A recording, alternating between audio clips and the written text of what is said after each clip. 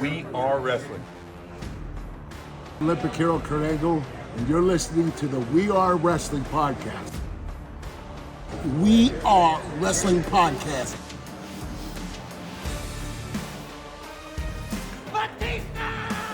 Hey everybody, Eric Bischoff here, and you are listening to We Are Wrestling Podcast. You're watching We Are Wrestling.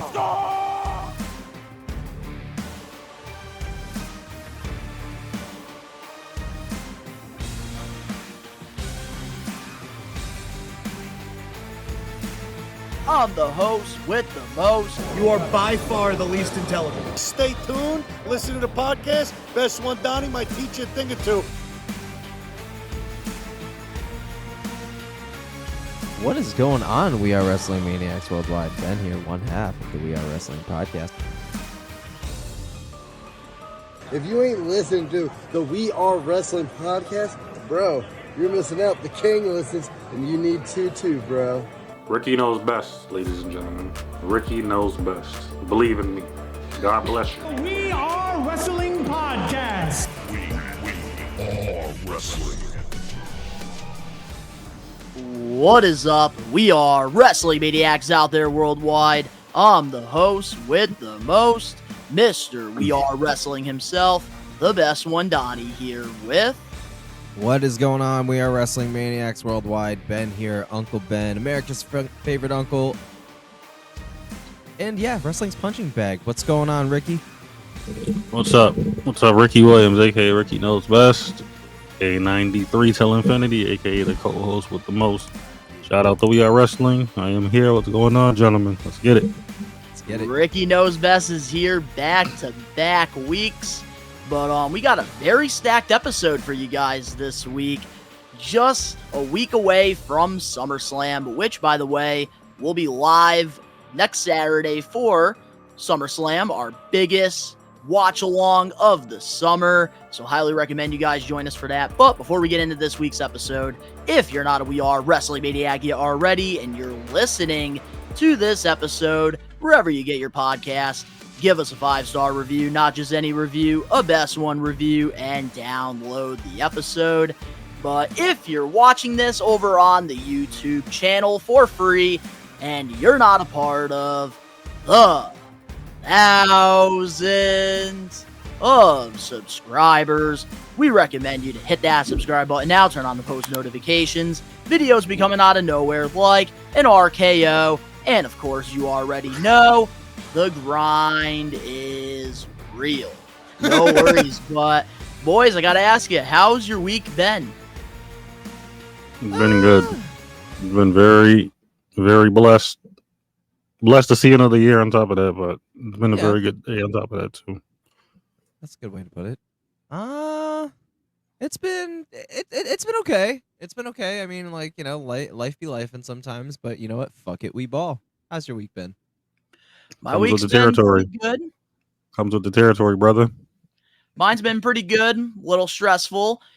This past Sunday, I went to Target because they did release a bunch of new WWE figures. I was on the hunt with our boy Cam Van Dam, Creepy Cam, and man, it was very stressful. Like the vlog, it felt like it was going to be a 0, but it literally went from 0 to 100. And we traveled for like 6 hours going all different friggin' Targets and stores trying to find the chases and trying to find figures, man. How far out did you go? So we traveled, we started off in Enfield, Connecticut, and then we basically went to Manchester. And then after that, we went to Sturbridge. So, dude, we were all over the place in the area, man, which if you guys want to go check out that toy hunt vlog, it is available now over on the Best One Donnie channel, which is also what I've been doing a lot this week because it's San Diego Comic-Con week, and when it comes to toys, man, all new releases, gotta cover it all on the Best One Donnie channel. So it's been a very stressful but rewarding and fun grinding week when it comes to YouTube. Hell fucking yeah, man. And I did a watch along for AEW Dynamite Blood and Guts, which I had a great time catching up with Angelo and Alex Johnson and all the We Are Wrestling Maniacs that joined. It was a great time. Alex, the GOAT. Man, Alex is folding right now like a friggin' chair when it comes to these blonde female wrestlers. But Oh, the Harley Quinn. Harley Quinn. Monday Night Raw. Oh God, Lord, Jesus! oh my goodness. Yeah, dude, that shit's wild. Joker Mysterio. So every week we do this thing called the power of the poll, where we recommend all the maniacs to go to our community tab over on the We Are Wrestling YouTube channel. We give you guys 1 week exactly to vote on something, and last week we had this poll right here with which team has the better dance moves, which was definitely a weak one, but this week we made up for it because we asked you guys who is the best out of the 4 horse women. Charlotte Flair, Bayley, Becky Lynch, or Sasha Banks / Mercedes Moné, whatever you want to call her. So, drum roll please for the results.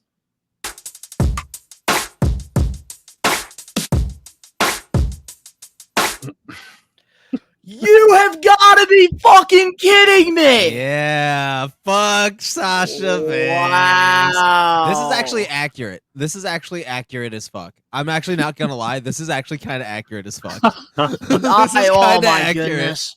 Look All at right, that for the listeners out forehead. there. Look at all that right, here's forehead. the results. Here's the results. So 17% of you guys picked Bayley, 44% of you picked Becky Lynch, who won. Yep. 28% of you guys picked Charlotte Flair, and Gotta get that on your 11% of shoulders. you picked Mercedes Moné, Sasha Banks. Oh my God! Damn, she got flamed. Hate is real. Game over. You The suck. hate is real. So obviously, you guys all know that I love Sasha Mercedes. I disagree 1,000% with you. We Are Wrestling Maniacs. You're all delusional as fuck. How is she 11%? How? I just want to let y'all know this is your host talking hella shit to you, so remember this. Stan him. Keep it on Twitter for the next No, 10 years. I think this is all on purpose. I think all the listeners here, they did this to piss me off because they knew they were gonna get me. Nah, you just a Stan. Nah, it's just the past. It's the past stories you heard about her. Like Ricky, how do you feel about the results here? Because I know you're a fan of Mercedes. It's just like all the past stuff you've been hearing about her. Like it's just been like, I wouldn't say negative, but she's been like in the controversial spotlight. Like she literally done put herself in that position. Like everything that has been said about her, like kind of has an ego. One of the best female wrestlers in the world, in my opinion, but the ego, that's probably the main reason. Keep going. This is music to my ears. No, it's just the ego. That's it. Like she's one of these top 5 female wrestlers today, but based off half the stuff you've heard in the past, she's been the headline of it, and it hasn't been good. And fans can be ultimately persuaded by that, and that can make you lose a lot of fans. That's Then Yeah, like so we're pretty, on so pretty spot. much everybody's put in there. They're being biased here when it comes to voting. So you're In a pretty way much you saying could say it's it, rigged. in a win soda way, you could speak that way. Yeah. This dude will find any reason to defend her fucking lack of talent, bro. All right, all He'll jokes find aside, any though, way. all jokes aside, I will say Becky Lynch winning this is fair because she has had the most successful run out of the 4 horsewomen. Mm-hmm. I think we all can agree on that. Charlotte Flair definitely deserved the number 2 spot, though. You can't deny her fucking. You can't deny her talent. That's the wrong bro. one. You can't deny her talent, bro. Like Charlotte Flair is a fucking workhorse. Like Just that too chick hit like a over dude. pushed to me, but Too over pushed. That's yes, exactly I will give what it my to you. problem is with I'll her. give that to you. Too over pushed, but the talent is there, whether she's Ric Flair's daughter or not. You can't deny that, dude. And she deserves that I'm number not- 2 spot. I'm not denying it. It's just she's Whether just you too love her or over hate her. pushed. That's the only problem I got. Good be wrestler, but just over pushed. To be honest with you, like, that's exactly how I feel. Like, she's very talented, and a lot of people say, like, oh, she's only in the position that she's in because she's Ric Flair's daughter, no. which Hmm. I feel like that's not true at all. I feel like she has earned, like, all of her success that she's had in WWE. But I do want to say this, though. Okay. her booking is why I can't put her at number 2. Like obviously for me, because I love Mercedes Sasha, I would put her realistically at number 2, then Charlotte, then Bailey. All right. So in all seriousness, though, like no Dang, like Bailey, bias I'm and sorry. thing, I might have like, to agree with them. I'm sorry, so Bailey. like, here's the thing. Charlotte Flair, and I'm only defending this for one thing. Like, I will agree with you when I say that, because she's Ric Flair's daughter, she got into the business easy, but it's what she did that got her to the position she is. It has nothing to do with her being Ric Flair's daughter. No, and that's like pretty much like what I'm trying to say is like she has earned everything she's gotten in her Oh, yeah, WWE including career. that And it's number not 2 spot. because she is Ric Flair's daughter. She No, has for sure. busted her ass and she worked her way to all of her accolades and success. It's just unfortunate that all these transitional championship title runs were booked by somebody who is way out of touch. So I'm gonna give you some reasons why, and this is without bias. Like I'm actually gonna keep like Mercedes Moné on like an even playing ground here. So what makes me, want to keep Mercedes out of the number 2 spot is for a couple reasons. One, there's one thing that Mercedes Moné is actually lacking that Charlotte Flair has. Mercedes Moné, I would not consider, and this is without my bias, I do not consider her a heavy hitter. I don't like an actual like wrestling style. I don't see her as a heavy hitter. So like And strong style, you're saying like strong style, that type of wrestling? Not really like strong style, but like she don't fight like a dude. She don't fight like a dude, is what I'm saying. There is a fine line between the Charlottes, the Beckys, the Rheas, and then there's the Sashas, the Baileys, where it's not super sellable. Oh, I know what you're trying to say. Like they're not super sellable. Like it's not solid. It feels like old school WWE where the stiff, green around the gills still. Like they're still like not confident, bro. And they're not like heavy fucking hitters, bro. Like they don't fucking throw actual fucking punches sometimes, bro. Like, and again, another thing, selling visually. Everything that fucking Mercedes does looks bitchy. Like it just looks bitchy. It doesn't look anger fueled. It doesn't look personal. It just looks bitchy. So there's some things but there. Then that again, are like actually like a that's part her of it that character, I can't do. though. But no, that's it's like not her about, character, no, though. No, it's not her character, Donnie. She's been doing it her whole fucking career. This is what I'm trying to say. She's been doing that her whole career. Every time she hits someone or gets angry and then hits somebody, it looks like a bitch fucking hit. Get Charlotte Flair pissed off, and it looks like a fucking dude decked you in the fucking mouth. That's what I'm saying. That's what I'm saying. So pretty much, you're saying is Charlotte. The reason you have her over Mercedes is because she's an Charlotte overall better is more stiff in the ring than Mercedes. No, what I'm saying is overall she is more callous, less green, more confident, more physically sculpted for a fucking movie than Mercedes is.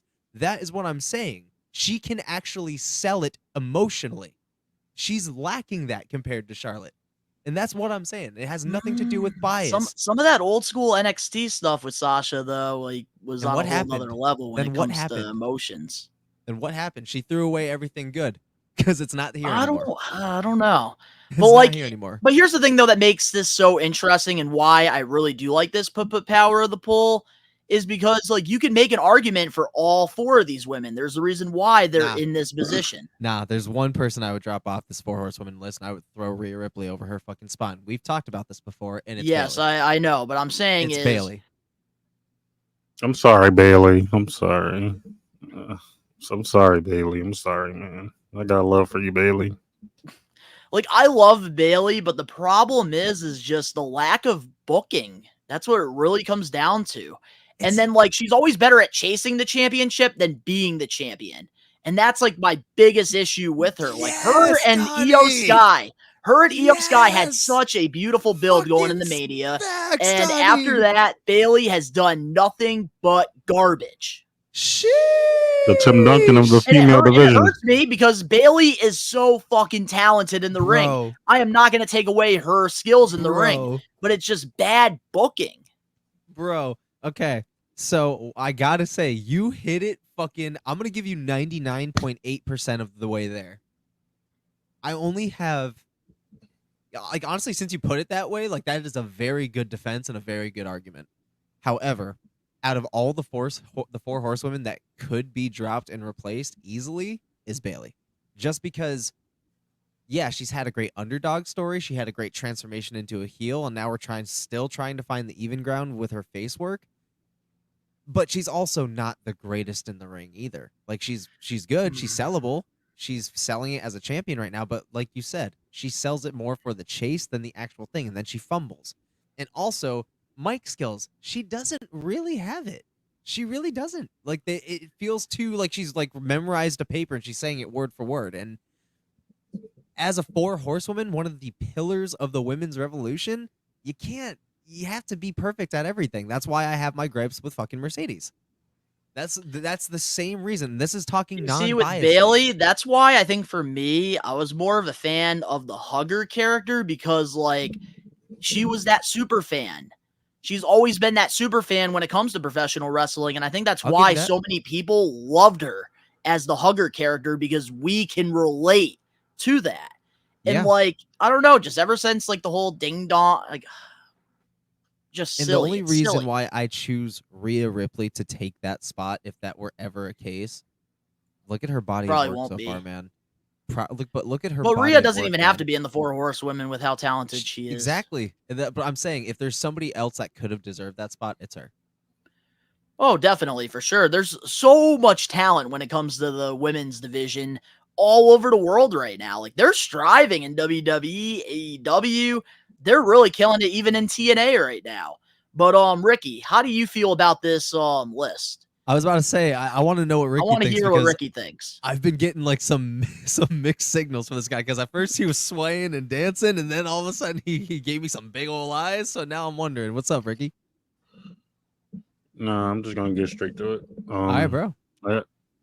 Yeah, everything y'all said is true somewhat. Like, I don't got much to argue. I was about to, but then I just like, I hit everything on the nail that needed to be said. All right, bet. The only thing is, you gotta put some more flowers on Bailey's name, man. I can't be putting her in the graveyard like that. Here's the thing. I'm not putting her in the graveyard. I'm putting her in. She took the most work to really get her to where she is, where the others got there a little faster and a lot less obstacle. Tim Duncan in the female division. It didn't feel as forced with everybody else compared to Bailey. Like, Bailey fumbled a lot in her come up. Like, I've seen more botches from her than any of the other four horsewomen during their NXT run. And like, I'm surprised. I'm surprised you're saying that. Even Sasha was more molded than because Bailey. I said, bro, I'm not looking at this biasly. I'm looking at this as a fan and as an actual spectator, and I'm putting my hate aside. This is what we do as, journalists / big wrestling fans. Is like, sometimes, yes, you can hate somebody and force it, but at the end of the day, everybody's fucking grinding. I'm not going to say that Sasha is talentless. You heard it here on fucking record. She's not talentless. I just think that she still has ways to go and is praised way too much than she is. And I think she's also overhyped. Okay, that's fair. That's fair. I She's respect overhyped, that. and she, I think, is the most lacking out of the four horsewomen minus Bailey. Other than that, no, at the end of the day, I don't actually hate anybody. I don't think anybody is shit because if you got signed, somebody thought you were the shit. So you know what? I'm not gonna hate on it. She's just not my cup of tea. But that's me pulling back the curtain. What about Eva Marie? Fuck Eva Marie, bro. What the fuck? Why would you ask me that? That's like because you said, hold on, you said, and I quote, "You must have talent if you get signed." Yes, but well, she did have talent when it came to things... reality television, which is why she got signed. Nothing in the ring. Exactly. It was reality TV, not the fucking ring. She's somebody that got signed that should have realized a long time ago that it was never for her. Wait, there's something I do want to ask Ricky before we hear his final thoughts on this power of the pull. Ricky, have you ever watched Total Divas when it was out? Oh my fucking god. No. Thank you. Damn. Thank you. Thank you. I told you. He's like, oh, I love Total Bellas, Total Divas. Danny and I watched it. Oh, I'm lying. A few episodes, I'm lying. I haven't seen any of that shit. A few episodes I did, I'm lying. I respect that, Ricky. I watched it all, man. I love reality I watched TV. it all. Them divas look good. Are you bugging? Some of them divas look good. Of course I'm watching it. Exactly. I was Alex Johnson, man. I was just a little kid. I want Nia Jax though. Y'all gotta have the rest. No, I ain't saying that. Pause. God is speaking from the heavens right now. You do not take Mama Naya from the boy. I don't know what you're talking about. I ain't say nothing. I don't know what Listen, you're talking it's about. gonna right be now. like no. Listen, it's gonna be like a pig mounting a giraffe. All right, nah, that's mine. Pause. Pause. Pause. I don't know what I'm you're sorry. talking about, brother. Pause. All right, You said leave so Nia Jax to Ricky, you. so guys, final thoughts on our power of the poll rankings. They got it right. Somewhat. Somewhat it's right. Somewhat it's wrong. I'm gonna say this right now. It was accurate as fuck on my end. So I'm gonna say I kind of wish that Sasha got some more love, but it is what it is. Like I'm not gonna argue with people picking Becky over the rest of them because she's had the most successful run. And then realistically, if you look at the stats, Charlotte also has had more of a successful run than Sasha as well. If we're looking at like the stats, but we all are fans of certain people that we watch, and that's just how it is. I thought it was a great discussion. That's what I love about this power of the poll. So, guys, if you want to vote on next week's power of the poll, all you got to do is go to the YouTube page, go to our community tab, and vote. Charlotte Flair's like Bill Russell with all them championships, though. Yep, she went against firefighters and plumbers. So, let's get into the We Are Wrestling highlight of the week. What has got to be your highlight of the week when it comes to the pro wrestling world? Start off with you, Ben. This fucking Dom and Rhea and Liv story is so fucking juicy right now, and I want to say that, but dude, honestly, I gotta go with Bo Dallas and the Wyatt Six, bro. Like seeing Bo as in like his actual ring attire that he's gonna be wrestling in, dude, and giving Chad Gable, the sister Abigail, that gave everybody shivers down their spine. Dude, that bro. sell, man, I was in shock watching that. Dude, Bo looks I got the chills. pumped right now, dude. Like it looks like he been hitting the gym in his time off. Like he looks good. Like all I got from that was just Bray, man. All I could feel was just Bray Wyatt all over that, man. And I hope the success for them. I really do. And I hope that Bo really gets a massive run and a massive push. Can I just say this about the Bo Dallas segment? Mhm. Man, I was so nervous that this whole Wyatt Six thing was going to be just very cartoony and something was going to be off. Because with Triple H's new era, they're going more in like a reality based, like they did back in the day with the Attitude Era and Ruthless Aggression. And I got to say, man, like the way that they're doing this with the multi-personalities, showing Bo Dallas on TV, and him actually like looking like a wrestler even with the Uncle Howdy mask. I was impressed, and he's really taken this run very serious, and I love what they're doing here, especially introducing the characters and stuff with the VCRs. Like I thought Eric Rollins' VCR promo last week was fantastic. I'm really getting behind this, and I think it's a lot better than I thought it was going to be. Hell fucking yeah, dude. Like I'm just ecstatic for the fact, one, that it's actually happening, and two, just how great they're handling it, and two, and three, having Chad Gable of all people being the first one for the receiving end is honestly perfect because that dude is a workhorse. So the sell that he gave the sister Abigail for that just straight up head plant bounce, bro, dude is making this shit look so fucking good. So to put him in one of the Creed brothers against the Creed brothers look great with Chad nuts. Gable. They do, dude, and this makes so much sense. Agreed. So I'm honestly really excited. Ricky, what's your highlight? I got a few. Ooh, okay. I don't want to be biased, so I'm gonna change my stuff up because I had one. During the blood and guts match yesterday, towards the end, literally the end, Darby Allin threatened to set Jungle Boy, aka Jack Perry, on fire. That was good. I was actually convinced by it so much until Matthew Jackson kind of intervened in it and told him that they quit. Because I wanted to see Jack Perry get lit up on fire. If he would have got lit up on fire, I would have been jumping off the roof right now. But I was really intrigued when I seen that gasoline and that spark come out. I'm getting ready. Ricky, I'm not even gonna lie to you. When I was watching that, doing the live watch along here on the We Are Wrestling channel, I really thought that like they were gonna light him up on fire because Jack Perry was not folding for shit. He was sitting there literally spitting at Darby Allin telling him, "Freaking pour that, freaking light me up on fire, motherfucker." Nah, and then like, you don't know fear. You don't know fear until somebody comes through on their threat neither. And then like I wanted to Show see no how fear. I wanted to see how you react to it. But luckily the Bucks, Matthew Jackson saved him and kind of ruined the cinematic because I was waiting to see somebody get lit up. You want the match, Darby? You can have it. All in. That boy was not flinching though. He was not flinching. He was like, hey yo. I've seen worse than this, man. Like, hey yo, bring your stuff on. And My then, like, second one. No, and then like real quick though, the way that they had this dude handcuffed to the cage, he looked like Jesus on the cross, man. Yeah. I love the scapegoat. Yeah, that really was my highlight of my second one. Well, no. I'm gonna stop right. No, get in your second one, man. Share your second one. My second one is surprisingly because of my boy Osprey yesterday, but I'm not gonna be biased today. I like the Rhea and Dominic thing. I like when Dominic cussed out Liv Morgan, but in reality, that was all a ruse just so he could save face because Dom is still turning on Rhea at SummerSlam, so we should not ignore that fact, gentlemen. All the signs are there. Oh yeah, he is absolutely. He just wanted to look good in front of Rhea so she wouldn't kill him. So instead, he went like this. He put on that Jim Carrey. He put on that. The way she literally grabbed his ear in the Judgment Day clubhouse and brought him to the fucking ring. Ben smiling. Didn't like that. Bro, didn't like that. Did you see? She's like, "We're going to the ring." Did you hear that monster pop? They're like, massive bring his ass the fuck out. Yo, on my watch along, I was literally sitting there. I'm like, we're gonna get a fucking spanking live on television.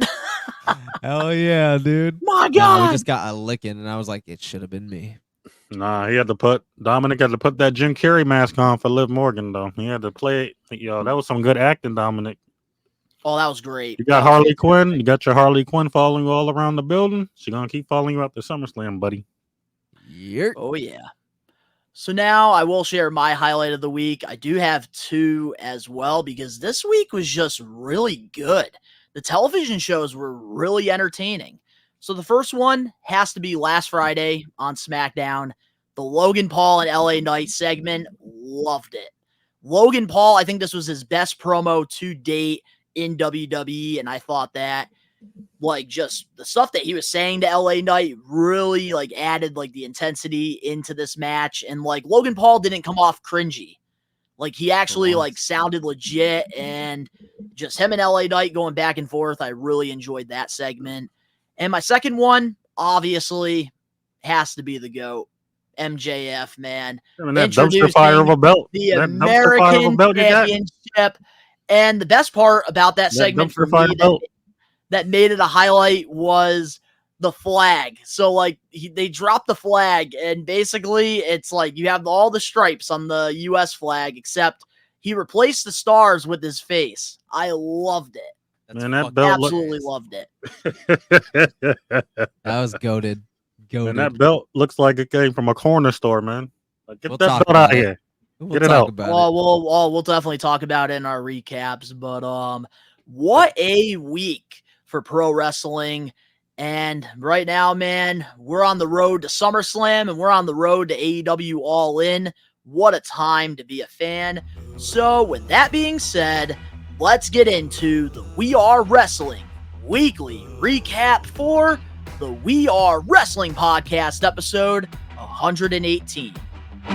Starting things off at TNA Slammiversary last weekend, we saw some new champions. ABC defeated the System for the tag team titles. PCO defeated AJ Francis for the digital media title. Speedball Mike Bailey defeated Mustafa Ali for the X Division title. And Nick Nemeth won the TNA World Heavyweight Championship in the six-pack match. What's your thoughts on the title changes? I'll let you take this all one, beautiful title changes, every single one of them. The main event, the X Division. The X Division kind of had a story to it because if you were watching, Earl Hebner officiated the match. No, yes, the fuck he did. I saw that shit. That was cool. Ali had Bailey and I think the sharpshooter I thought he was going to screw Mike Bailey, but then Earl Hebner just He said, "Nah, brushed fam." all of that off, and Mike Bailey ended up winning the X Division Championship. And I'm happy for Mike Bailey because he deserves that. Mike Me Bailey too. is very underrated.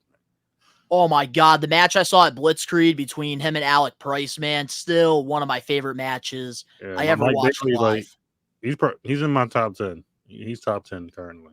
I can't put him at Massively 5 yet. underrated.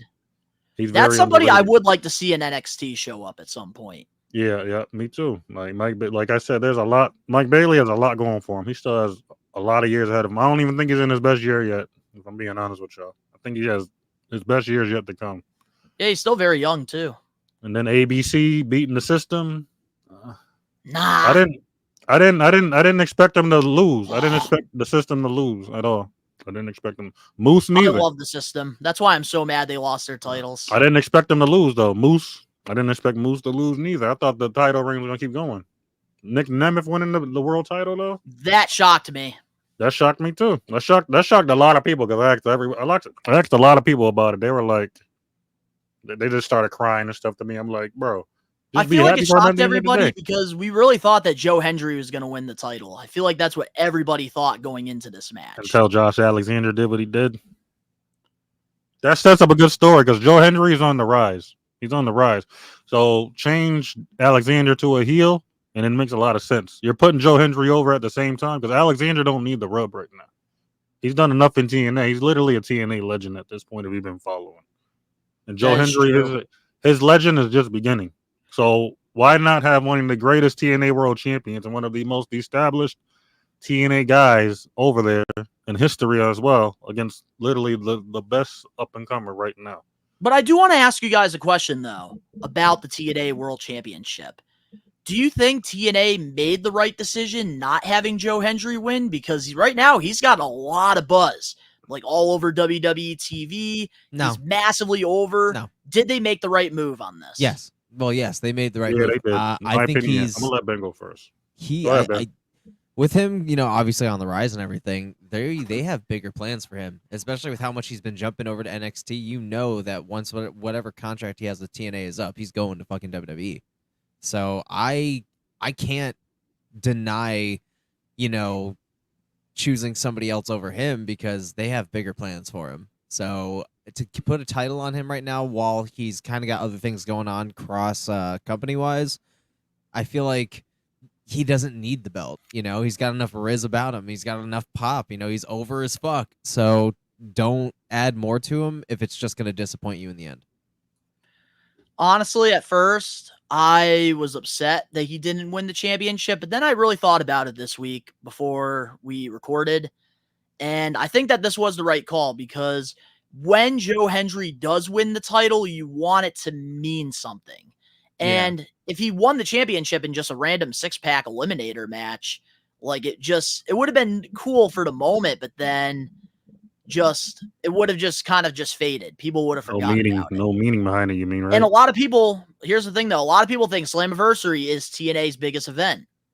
It is one of their big PLEs, but their WrestleMania is bound for glory. And I think what they're going to do here realistically is Joe Hendry, they're going to have him feud with Josh Alexander the next couple of months.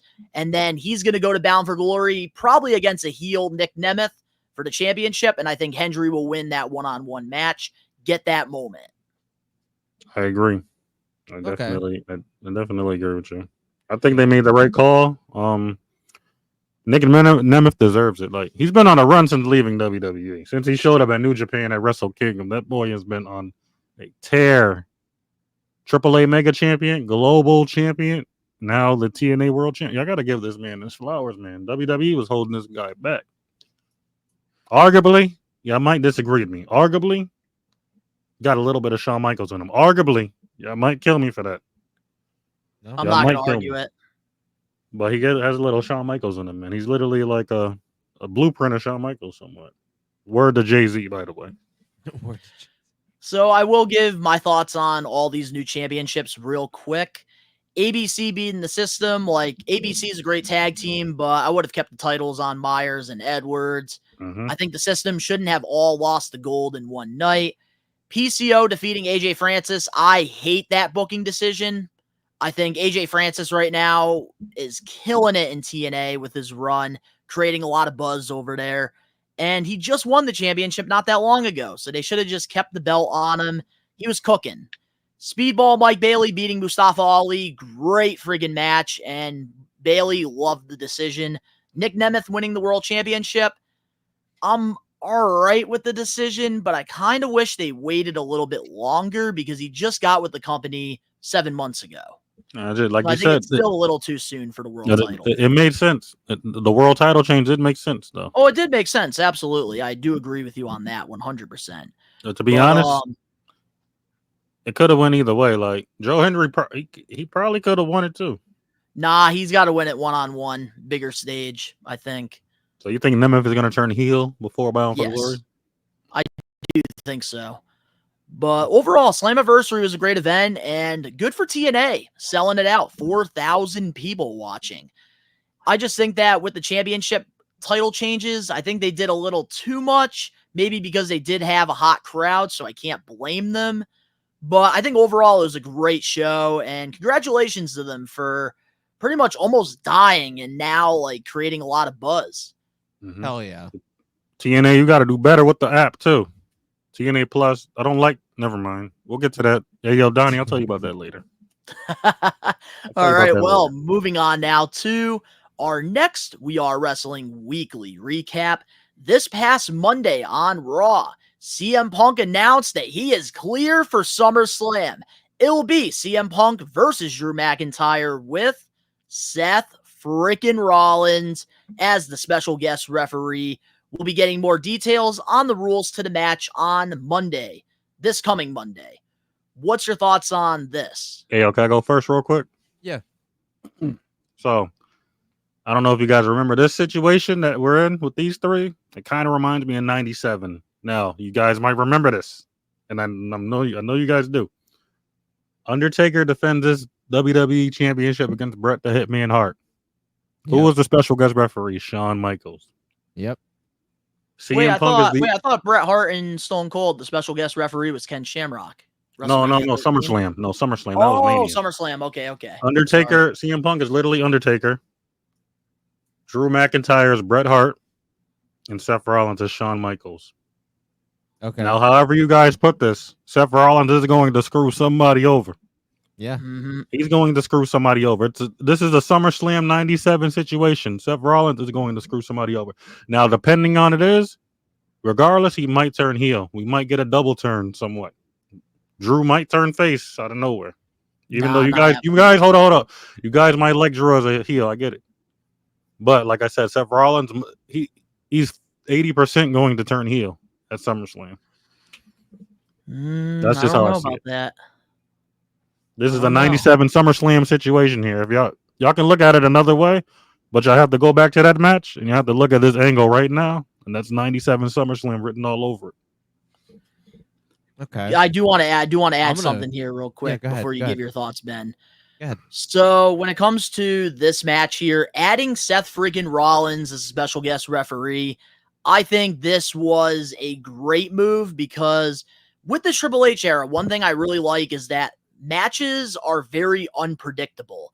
And I think adding Seth Rollins in there now as a special guest referee, you really don't know which way he's going to sway because it is true. He friggin' hates Drew McIntyre and he absolutely despises CM Punk. So I love the fact that like this is so unpredictable now. And I think Seth Rollins, this is going to be a huge moment. Okay. Mm-hmm. Mm-hmm. He's going to screw somebody. Somebody's getting screwed. And I'll answer who I think he's going to get screwed next week in our SummerSlam predictions. Okay. Make the Maniacs wait. Okay. No, I got to go with I got to kind of go with a little bit of what Ricky said, you know. Seth's screwing somebody over. Seth is definitely going to screw somebody over, and the person I think he's screwing over is CM Punk. CM Punk has been riding a high since he came back, bro. Seth has receipts still. I think if anybody's getting screwed, it's going to be CM Punk, and Seth's going to be turning heel. That's the only way I see it happening. I don't see any room more to screw Drew because they've had plenty of storylines over the years and over the last, recent times. So I don't see that happening. So do That you Seth think will turn heel and fucking take down CM Punk? Because here's the thing. It's gonna keep fucking CM Punk at an all-time high babyface. This is gonna add fuel to the fucking fire, bro. That People is are gonna true. get sick of people are gonna get sick of Seth still being bitter over the fact that this dude is here now, when clearly everybody is popping for him. So the only way, and they have unfinished business. It was supposed to be them. It was supposed to be Seth and fucking CM Punk at WrestleMania before both of them got fucking injured. So we're picking up where it left off. I even said it. I was like, dude, when Seth comes back, we're getting that storyline. Regardless if there's going to be a title involved or not, they're going to be scrapping, and SummerSlam's the place. And with him involved, this is just going to build for a juicier storyline at Survivor Series. And it's kind of going to help Drew McIntyre out too, because he finally gets his moment, and we're never going to hear the end of it, and it's going to create massive heat. Exactly. I beat CM Punk fair and square, one-on-one. Yep. And all you guys didn't have my back. Screw and then you. We're gonna have a fucking banger between Gunther and fucking Drew for the world title at Survivor Series, likely, because now Drew can focus on the world title. Hold on, who's gonna be the face in that situation though? Like, is Drew turning face after that? Like, Nah, oh no, okay, man. That's a really good. This is gonna be all predictions talk here, because with SummerSlam, it's looking very unpredictable. We gotta save it for the SummerSlam predictions. I didn't mean to ask too early. You're good, just came man. to my head. Yeah, bro. No, you're good. It's just we can go on these tangents, bro. But yeah, no, we can do a whole episode on this, which is why we separate the predictions from the podcast, because with the predictions, we don't like to just say who's going to win. We like to talk about what's going to happen 6 months from now. And I think that's what makes our predictions so different and so unique. Yeah. But I don't blame you for wanting to know, because I even want to know what you guys are thinking. But I think it's just best that we wait until the predictions next week, SummerSlam week. But moving on now to our next recap. This past Wednesday on Dynamite, MJF threw the international champion title in the trash and revealed the new American title. Right. So I'm gonna go first. Fire of a championship. I'm gonna go first. I'll go first because then y'all can hash it out, because you guys are like AEW bound. So let me go first, all right? And just let me finish, all right? Say what you gotta say, Ben. I'll say what I gotta say, and then I'll let the boys handle it, because you guys are AEW diehards. You're a huge MJF fan. He is a fucking huge Will Ospreay fan. So the fucking war between you guys is gonna be incredible. Just let the middleman speak. All right. So let's start. MJF comes out. He wins the international championship. Hella heel shit. I love, by the way, his new black Burberry. Love it. Dark MJF. We're going to the dark side. I'm going to tell you why this is perfect. I'm going to tell you why this is good old MJF fashion. And I'm going to tell you why this is going to fucking add fuel to the fire in the stadium, which is called Wembley. This is beautiful marketing. This is heat at all-time fucking finest, because guess what? You throw that international title into the trash, and you bring out the American title. There is bullshit happening in America right now, and you want to represent and bring that shit over to fucking Wembley and get a bunch of Brits pissed the fuck off. That is the best way to do it. And who better than the loudmouth from fucking Long Island, New York, MJF?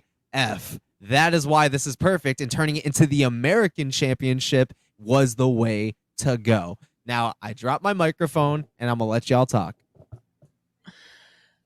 Yes, Ben. Yes, you exactly know what's going on. Yes, I love that. Love that. Ricky, I'll let you start.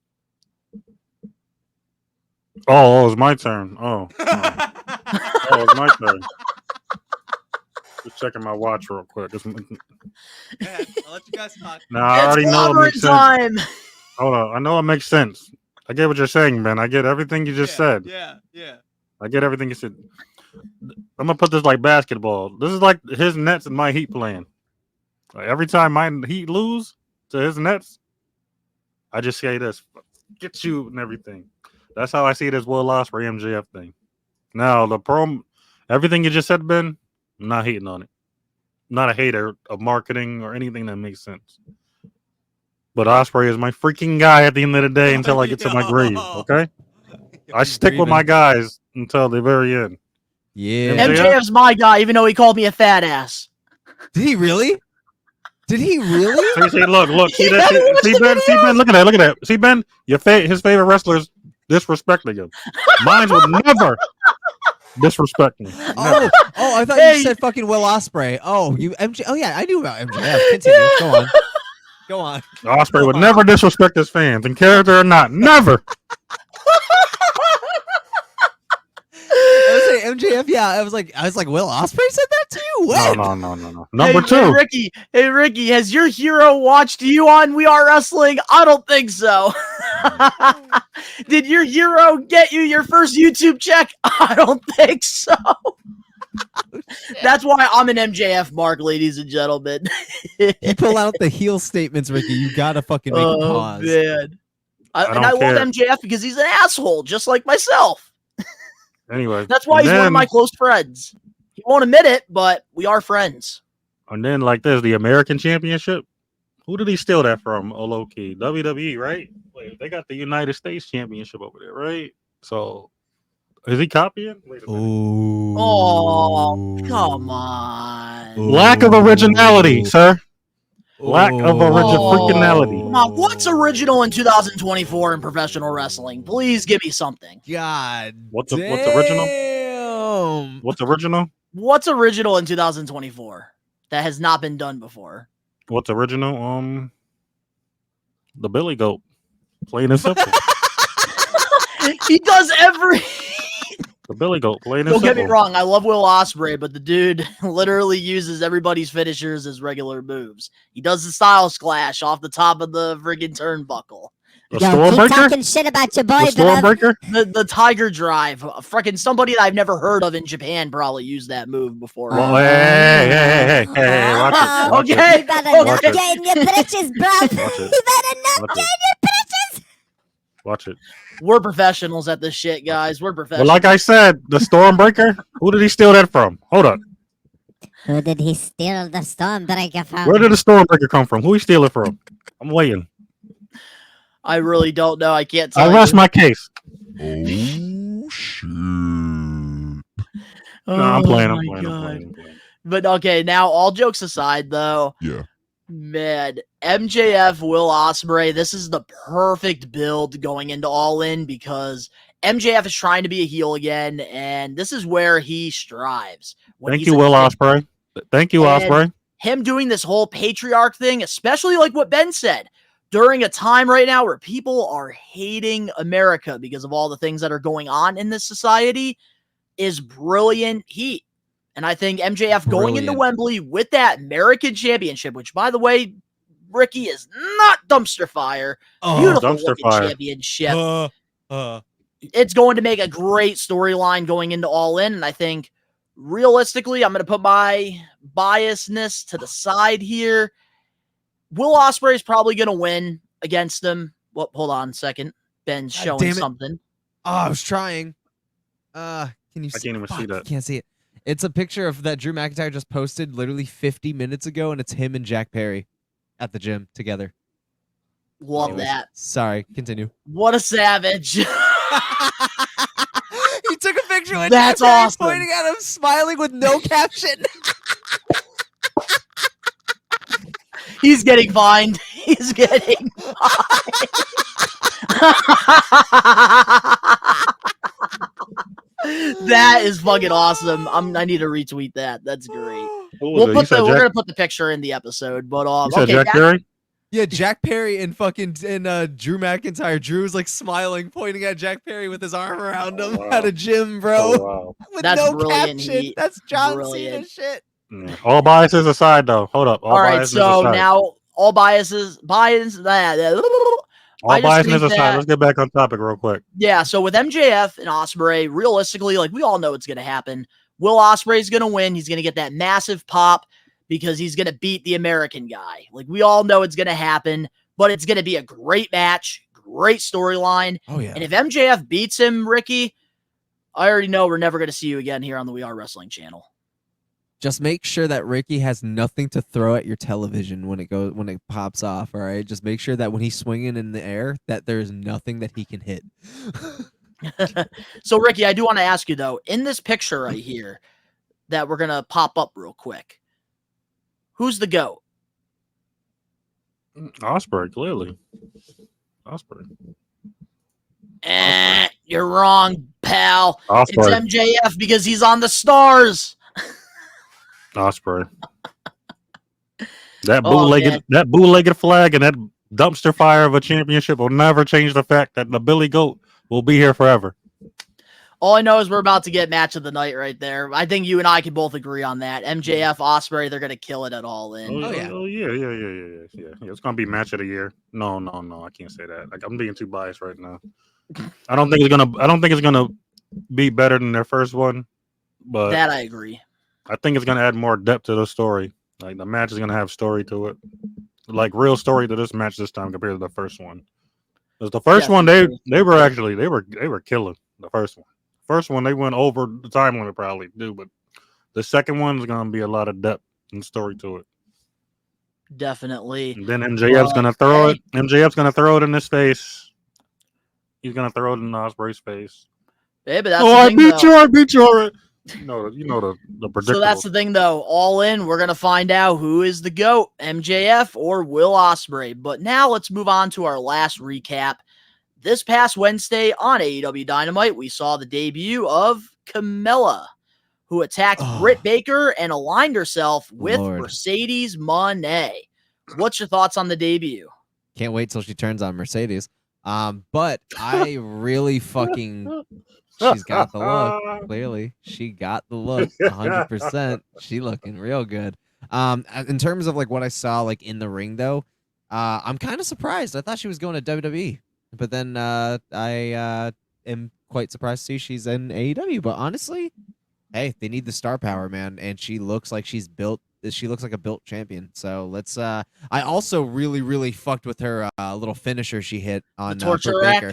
Dude, that shit was sick. I watched that whole video you sent me, bro. That shit was fucking. Lex Luger. Yeah, dude. Shout out Lex, Yes, dude. yes.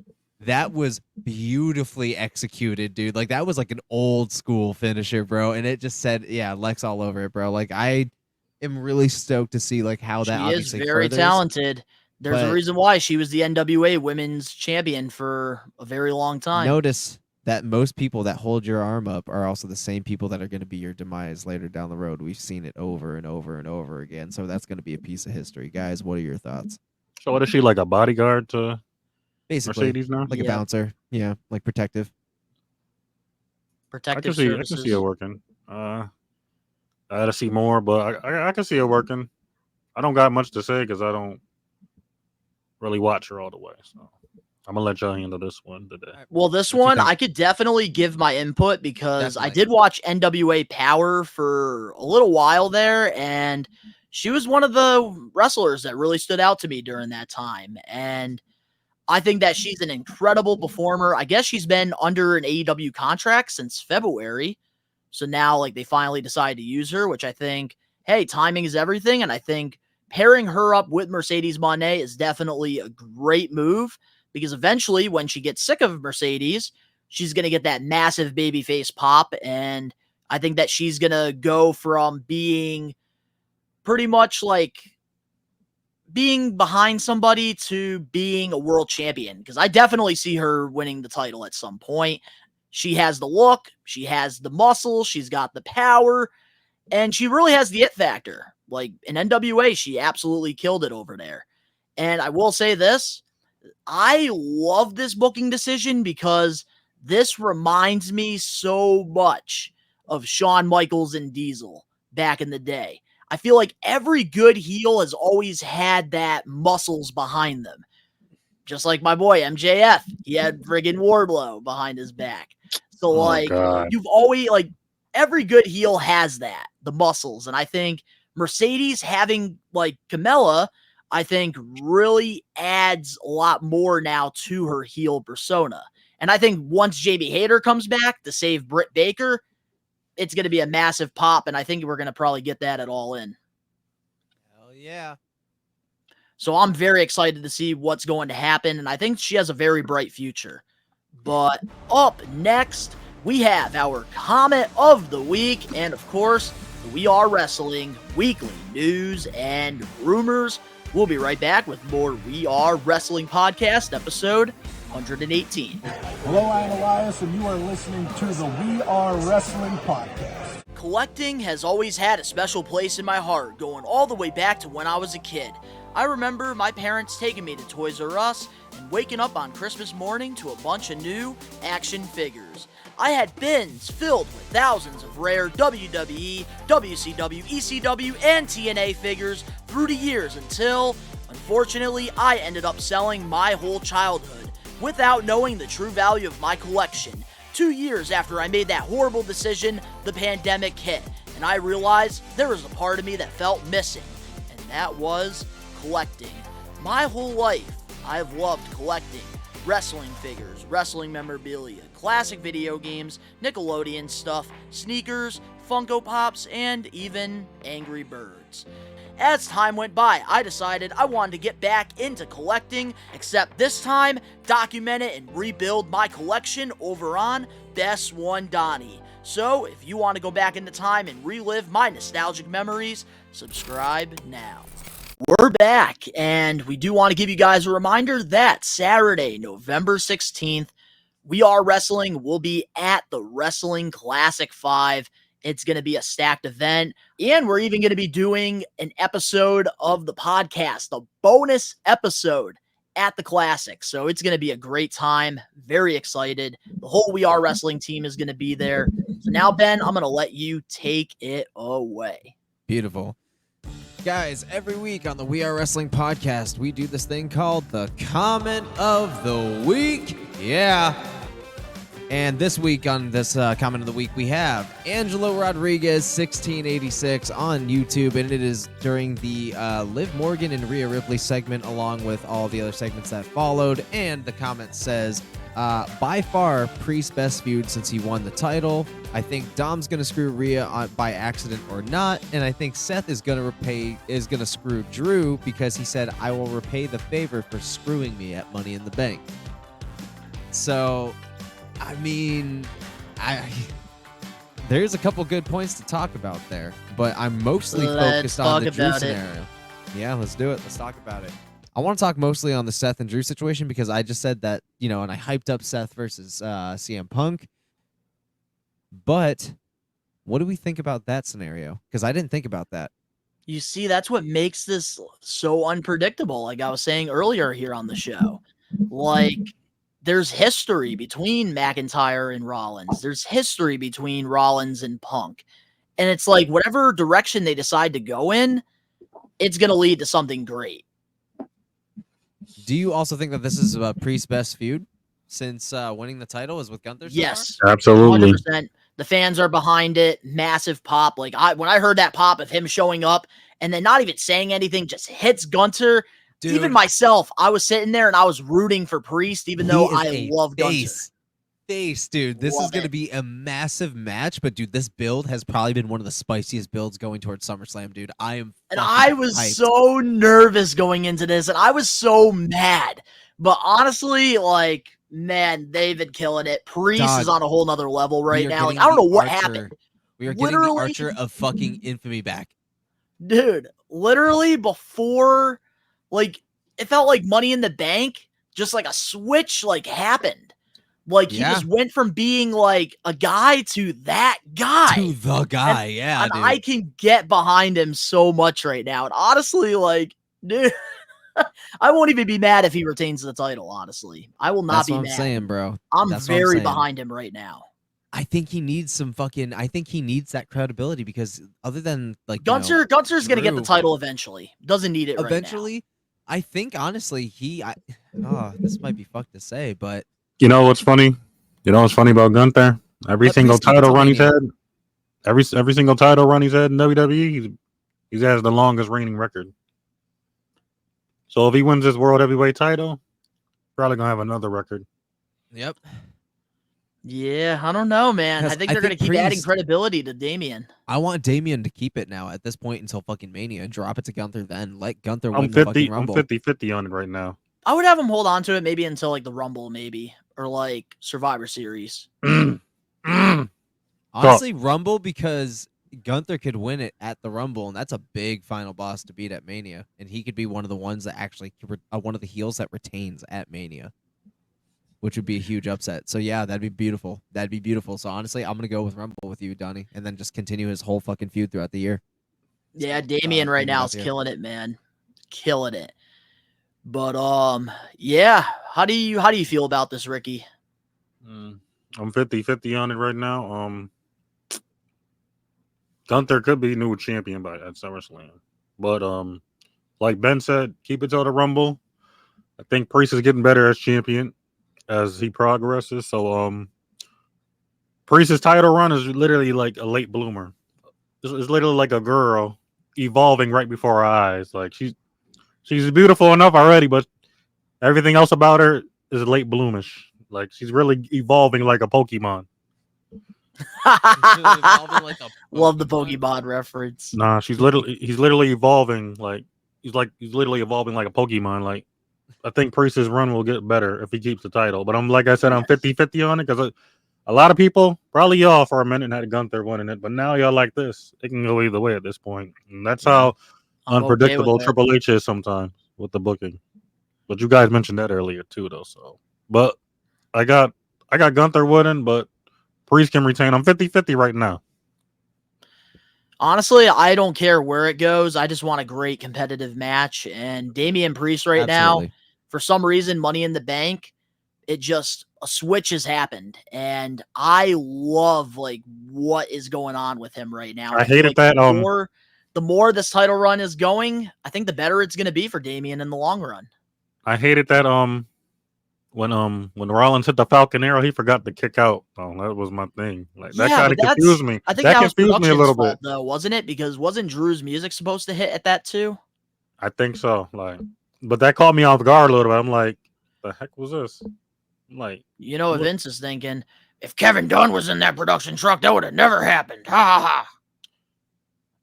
that old geezer. I can't Good say his name. thing- I'm good sorry. thing Triple H is running things, but Ben, you could close off the comment of the week. I think that was a great comment too, Angelo. Hell yeah. Guys, thank you so much for watching the comment of the week schedule. If you guys want to get your comment featured on the comment of the week, all you got to do is comment on any of our posts on social media. And if it's juicy enough, you might be featured on the segment of comment of the week. So now, with that being said, let's get into the We Are Wrestling weekly news and rumors. Starting things off, we have some AEW contract news. According to Wrestle Purist, House of Black member Buddy Matthews has re-signed with AEW, and according to PW Insider, Malachi Black is currently signed to a deal with AEW that goes into 2025. What's your thoughts on this news? Because beforehand, a lot of people were saying that Buddy Matthews and Malachi were going to leave AEW. They weren't happy with the direction that they were going in. And it seems like they're both leaning towards staying with the promotion. Stupid. Buddy. Oh, go ahead, Ben. I'll let you go first. Stupid. Stupid, fucking stupid. That's it. I knew you weren't going to be happy about that. I knew Fucking it. stupid. Fucking stupid. You said Randy, Buddy Why Matthews. do you think it's stupid? That's stupid. Stupid. Ugh. Dude could be eaten in the land of opportunities and Rhea's cake, and he's fucking still in AEW. Yeah, if there was somebody that like could have strived right now in WWE, it could have been Buddy Matthews. That's because what of the I'm whole Rhea thing. saying. With Dirty Dom and stuff. Dumb. And the dude's built like a champion. So what the fuck? Yeah, but there's already so many stars. I feel like that's like why we're starting to see people re-sign with AEW and other promotions, because they see how stacked WWE is right now, and they probably just don't want to compete with all the wolves. There's only so much TV time. Mm-hmm. I get it, but yeah, stupid. Nah, I get it. I get the frustration. I'm kind of with you on that one. But Ricky, how do you feel about it? Could have been a god. You said Buddy Matthews re-signed, right? Buddy Matthews has re-signed. I like the move. At the same time, I don't. He should go back to WWE. Honestly, there's a lot more for him to do over there. Yep. Than what he's doing right now. Because the House of Black look kind of stale to me, if you ask me. Like they haven't been in much. Like they haven't been in much as they're supposed to be. Like they should be in a lot more. And the Malachi Black thing, he's a star. Like, I don't care what nobody says. Malachi Black is a star. Yeah. There's a mixture of Undertaker, Raven, and Bray Wyatt a little bit mixed in Malachi. He could be the face of a franchise somewhat. But for some weird reason, he's been held back a lot. Like, well, but you also have to consider too, guys, like I'm a big fan of Malachi, but one thing that he struggles with, just like Pac, is injuries. That is something that he can't really stay healthy for a long period of time. Yep. And I like Malachi's promos. He's top 5 promos in professional wrestling right now. Like, if you want to argue with me, you're gonna jump off of a cliff arguing with me on that one. He is definitely he's one of the best on the mic and storytelling. Say it again. He is one of the best when it comes to storytelling and promos. Yeah, he's top 5. Like, he's literally a diamond in the rough, man. Like, and then certain companies aren't taking advantage of his talent and stuff because he can wrestle in the ring, cut promos, storytelling. He literally has the total package. What you put this man in any type of role, he's gonna fulfill it successfully. You see, here's what I do want to say about this, and I think you guys might understand where I'm coming from. So when it comes to like Malachi Black, I feel like it's one of those shitty situations where he's just like Bray Wyatt. He's so creative. He's so talented for his own good. Yep. Because when it comes to like creative, whether it's WWE or AEW, they just don't know how to book him right because Malachi, if you want him to tell a story, you have to let Malachi do it. Like, you can't have a writer behind it. You can't have somebody behind it. Just like Wyndham. Wyndham was so creative. And the reason why, like, a lot of the times, like, he ran into problems with WWE creative is because they don't understand the vision that he has. And I think it's the same situation with Malachi in AEW and even when he was Alistair in WWE. Yeah, that makes sense. I agree. I agree with you. And it fucking sucks because he's so talented. Yeah. But I do think that when Malachi's contract's up in 2025, I don't see him re-signing with AEW. I think he's going to jump ship and go to WWE. Yeah, at this point, I want to see him succeed, man. I just want to see him. He can be main event level. I'm just waiting for him to get his break before it's too late because I think Malachi, I'm going to say it right here. Malachi will show up at the Royal Rumble. Alistair Black will come back. And I think the reason he goes back to WWE is because Triple H is running things now, and he booked him very strong in NXT. So I think he'll go back. But the reason Buddy, I think, re-signed is because Triple H and WWE never really did anything with him. And maybe Tony Khan has plans for him. Maybe. But we're just going to have to wait and see. I'm not mad at that at all. But it did kind of throw me out of left field when I saw that with Buddy Matthews. But I think Malachi, he's still leaving. But, but moving on now to our next weekly news and rumors, we have an update on Raquel Rodriguez. According to PW Insider, multiple sources have confirmed that there's been some internal talks of Raquel Rodriguez returning to the ring in the near future. As of this writing, there is no word when that will be taking place. How should WWE bring back Raquel? I mean, as a heel, I don't know. Yeah, at this point, as a heel. Yeah, I feel like that'd be the best option, but realistically, it's just, you know, they've tried bringing her back already, and it's like what she's got going on is like a blood thing, if I'm not mistaken. So that flare-ups can happen at any fucking point. So it's like, are we certain that she's going to be able to come back like full time like she used to be? Because the thing that she's got, there isn't really necessarily like a cure for it. There's just like ways to curb it, but that's from my knowledge. You know, like I've checked up on like a lot of like the shit that's going on with her. But it's like an ongoing thing, and it's gonna be an ongoing thing. And I think it's like almost like a lifestyle change. Like she has to change her diet, all that shit. She's got to take like meds for God knows how long. But yeah, and I think like overseas traveling, I don't think she could do as often either. Yeah, because that's where the flare-up really happened. I think it was Elimination Chamber in Australia, right? On the way to Perth, on the flight, her shit flared the fuck up. So I do have an idea with what they could do bringing her back. Since we're going to be doing a little bit of fantasy booking. Oh, we are. So I think with Raquel, I feel like, honestly, I would bring her back as a heel, and I would have her with Liv. And have her help Liv with the championship. Kind of like what they're doing right now at Mercedes and Camille. Okay, you're cooking. AEW. You're cooking.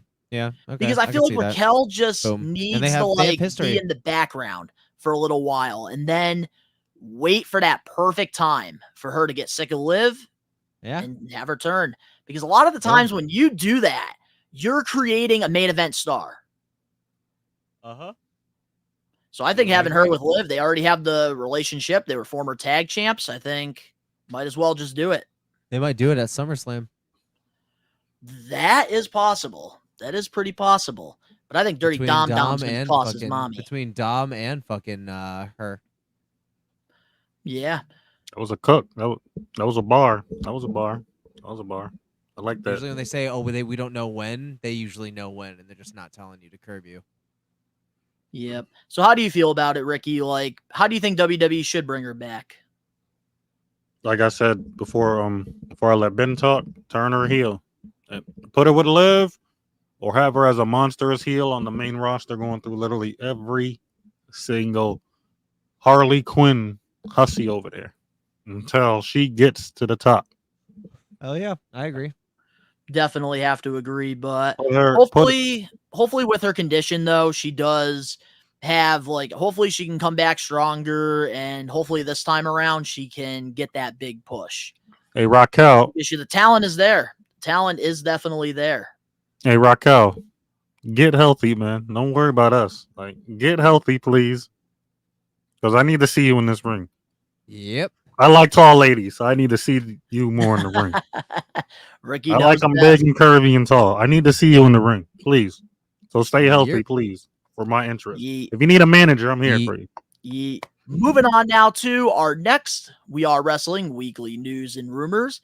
AEW and Warner Brothers Discovery might have struck a new deal after photos leaked of AEW's content on Max. According to SEC Scoops, AEW and Warner Brothers Discovery have an agreement in principle for a new deal, which would move content to the Max streaming. That will include pay-per-views. According to the sources in the television industry, AEW and Warner Brothers Discovery deal would add AEW content to the Max streaming platform, including pay-per-views to streaming. Do you think AEW will get the deal done? No. I hope so. I really do. No. I hope so. I'm tired of paying. Go for my wallet. I'm gonna. I hope so. I don't think We're so. getting tired of pay-per-view paying every single month, bro. I don't think so. I think I don't know. I don't. One, that's a beautifully photoshopped photo. Two, I don't know. He couldn't do it before. What's so different now? Different now, dude. Everything is different. The pay-per-views are tired of it. I mean, yeah, the pay-per-views are tired of it, but I mean, you can really rarely come back from a Harvey Weinstein comment, man. I mean, you can hardly come back, and that was on fucking national television. So I don't know. I wouldn't say that it's impossible, but like to say that it's like within like the next year or two, it's highly doubtful. That is one, but here's one thing that you do have to consider. Because the reports did come out about the NBA, because they were working on deal right now with Warner Brothers Discovery as well with the TNT network. That's terrible. And unfortunately now the NBA is not going to be on TNT anymore, and they're going to Amazon. So now Thank you, NBA, for messing up. They're trying to find something to fill in that void. And I feel like now they might be a little bit more desperate to get AEW to sign a deal with them. Yo, as an NBA fan, I'm sad right now that after almost 3 decades, TNT, those guys are up there making magic together over there. Now the NBA doesn't want to pay them. TNT people, Ricky, ESPN is trying to get all of them, but it won't be the same. Hey, yo, how do I complain? How do I file a complaint letter real quick? I got like 40 pages to use. You got 40 pages? You can go to probably TNT.com or something like that. No, I'm gonna miss the NBA on TNT. Keep going though. My bad, Donnie. Keep going. But here's the thing: regardless, whatever deal AEW strikes, because they are going to get a deal, like one way or another, whether you love or you hate AEW, they're going to get the deal done. It's weekly television. And especially right now when television in 2024 is slowly dying, they're going to get a TV deal. And as long as they can get on a streaming service when it comes to these pay-per-views and turn them into premier live events, I will be happy because these pay-per-views be costing too much damn money to watch. But they are worth it. They are worth it. But I wanted to be on a PLE. I want to save me some money, all right? I got toys to invest in. Right. Tony Khan. Stop hitting Liu Kang up. Leave him alone. No more delivery, sir. Get off that stuff. Anyway, my bad, Donnie. Keep going. No worries. Moving on now to our next news here. And this one's just news. I don't think any of us can really say anything unless you guys have heard of her. WWE has signed another international sensation. Australian standout Delta had a WWE tryout earlier this year and has signed with WWE. According to Fightful Selects, she will be relocating to the United States this month. She'll obviously be training at the WWE Performance Center in Orlando, Florida. How do you feel about this signing? I don't care. I don't care. Until I actually see something, I can't say anything. And again, it's like, now I'm starting to wonder, is WWE just going fucking sign happy at this point now too? I don't know. Like, I don't know. That is one thing Tony Khan and Triple H definitely can relate to. They love signing people. I mean, it could be a diamond in the rough, though. Maybe, it could be a hidden gem. There's not much some I could can be say. hidden gem sometimes. Well, again, good luck to her. Hope to see her down the road, and I hope she succeeds. I guess You know what, Ben? That's why I like you a lot. Your honesty. Your honesty is different. Your honesty is a little bit. How can I say? I mean, like, what am I gonna say? Oh, she's a woman. She appears to like dreadlocks. I'm getting a lot of heavy metal vibes from there, and I can resonate to all of those things. So yeah, I'm excited to see her down the road. Like, no, I can't. I can't just go there. I can't just go there. I have to give like actual like input, and if I can't, I can't. But I hope that she succeeds. That's why I love Ben so much. He just speaks the truth. I try. But I don't know much about her, so just like Ben, I'm not going to make any inputs here. Clearly, WWE sees something in her. Hopefully, she does have a successful run.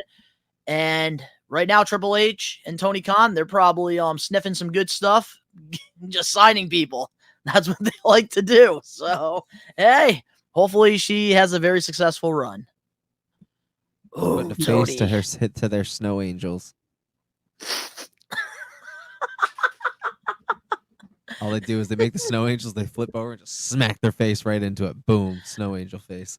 I see what you did there. That's a rumor, by the way, all right? I see what you did there. All right? Just want to put that out there. I don't think Triple H does that. Not in this time. No, but Tony Khan definitely do.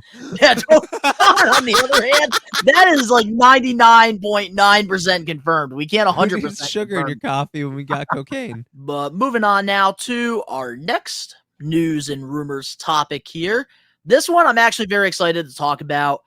AEW star's contract is expiring soon. According to Wrestle Purist, Keith Lee's AEW contract is expiring relatively soon. There's no details to the length of Lee's contract or if AEW is adding any missed time. Should AEW re-sign Keith Lee? Fuck no. Keith Lee shouldn't resign, period. No. Yeah, Keith Lee, he needs to leave AEW as soon as possible, and he needs to take the first-class flight to friggin' WWE headquarters. I had so much hope for Keith Lee when he went over to AEW. I thought it was a fresh start.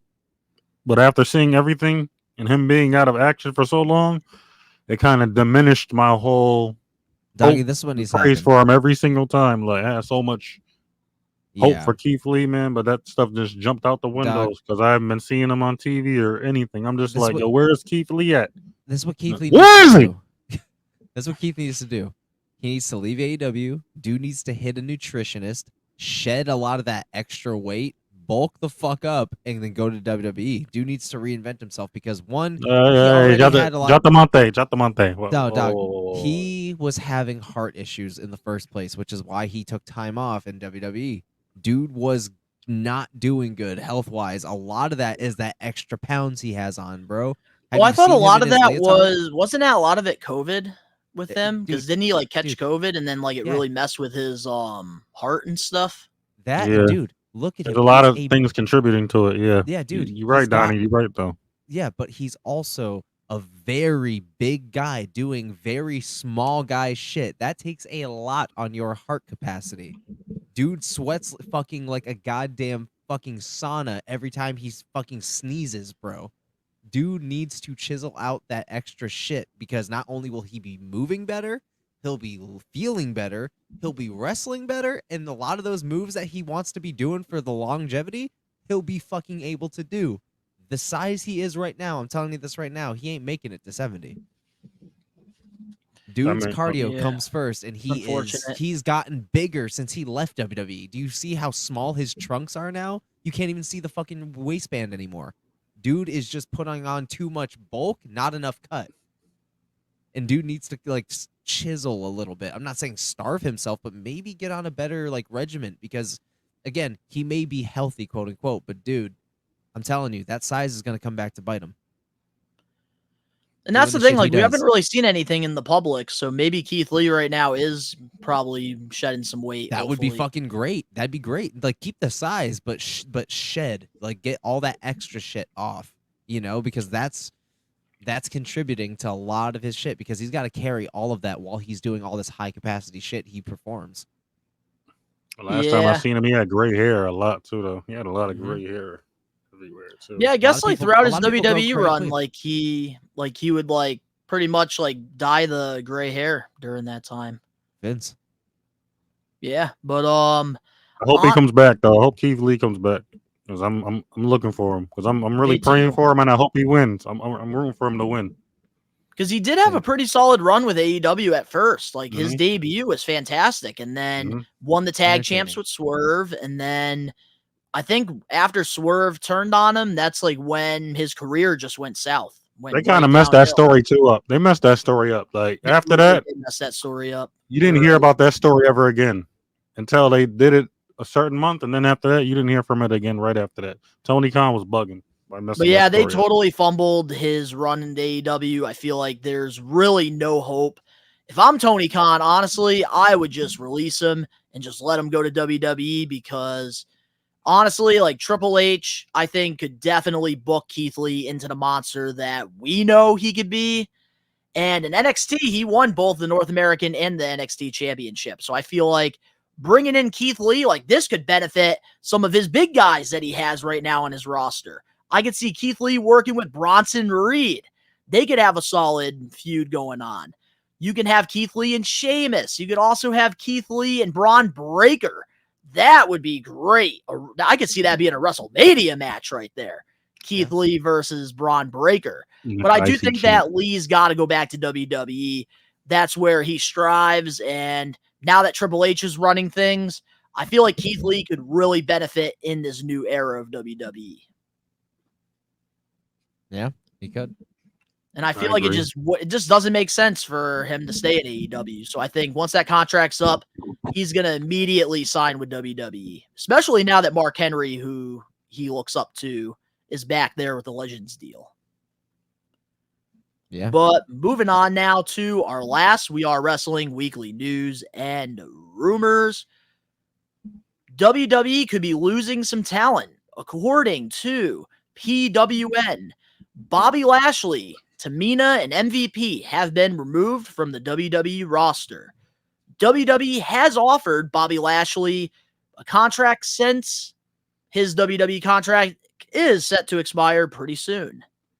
MVP's contract is set to expire mid-August with no deal made yet, and WWE is under the assumption that Bobby Lashley and MVP will attempt to get into AEW and reamp the Hurt business, according to the Wrestling Observer newsletter.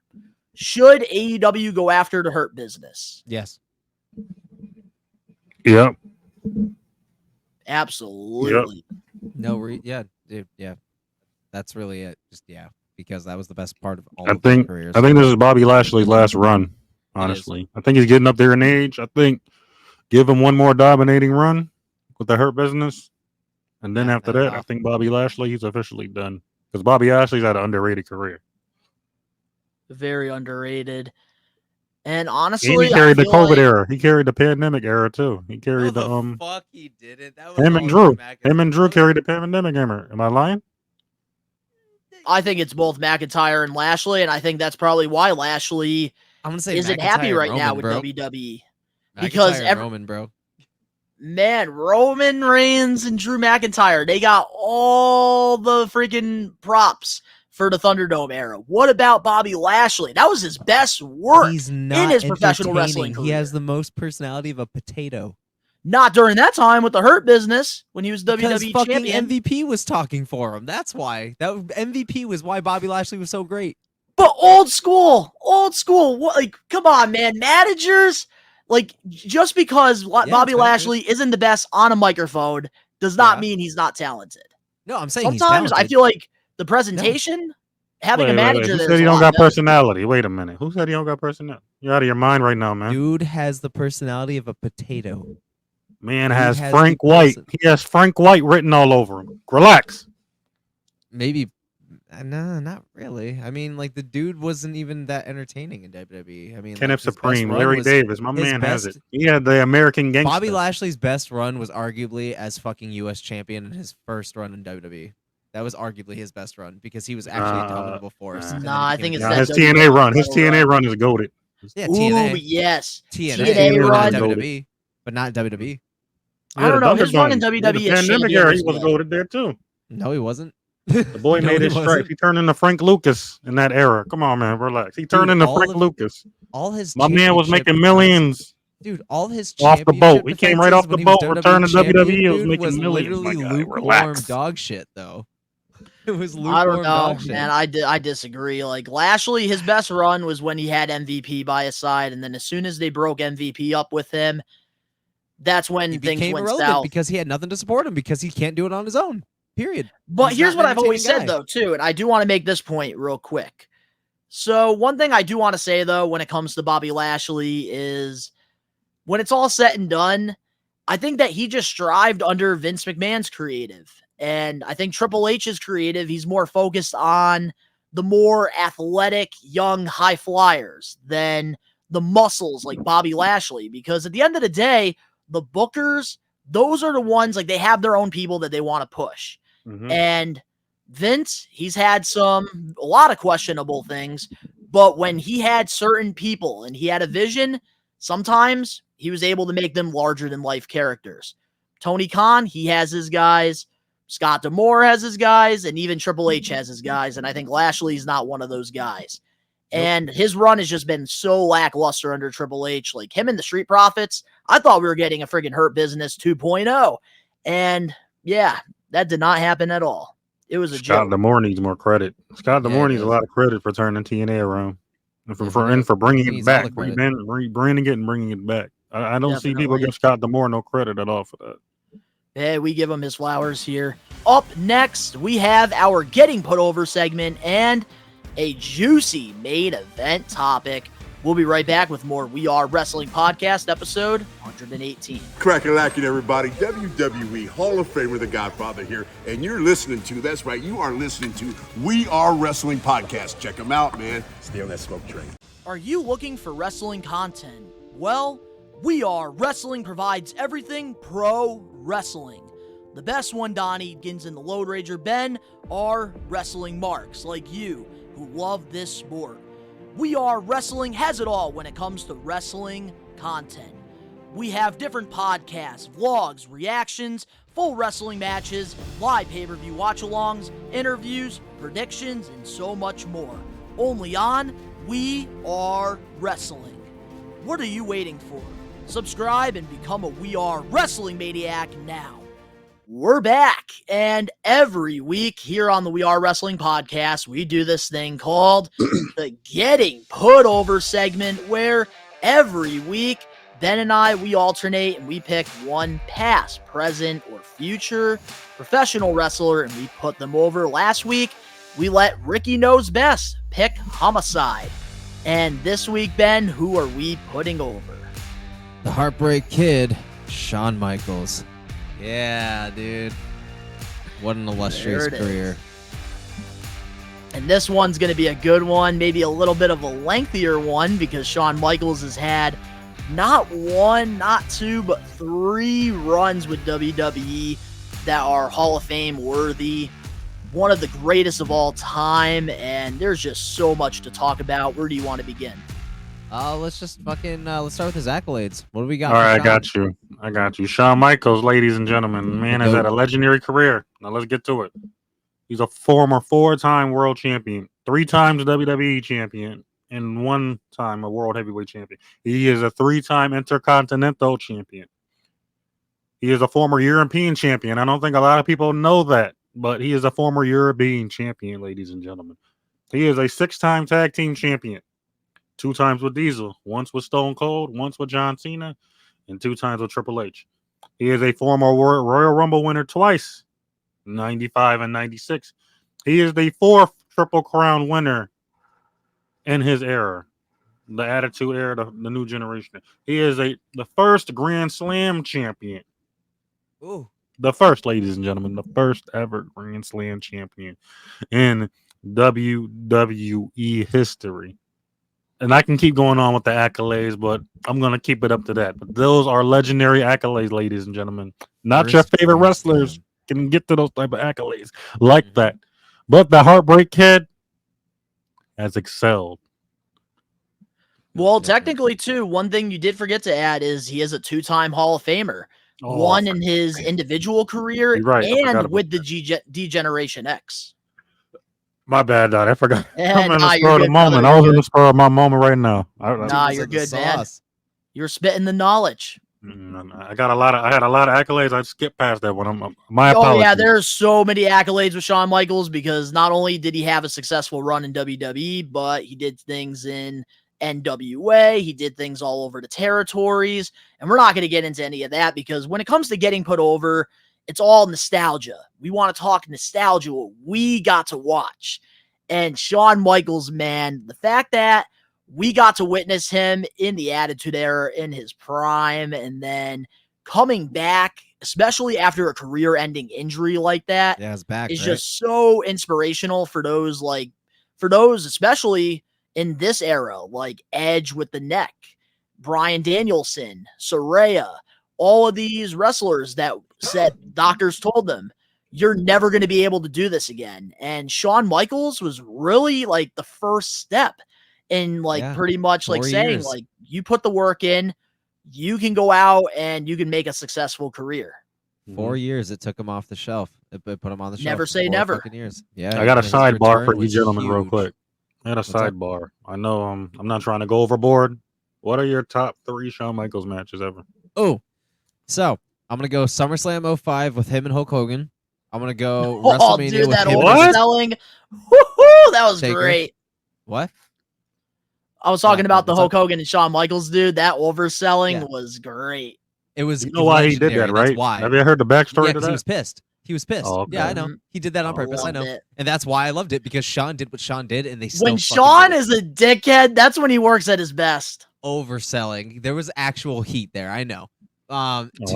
Undertaker and fucking Shawn Michaels at Mania. 100%. That was one of the best. The last one, bro. He came 26? out wearing all white and shit. Yeah. That was 25. Oh, that was the first 26. one, sir. 26, sorry. 26. Sorry, 26 was the retirement match. Yes, the retirement match. That was a phenomenal fucking match. In my last one?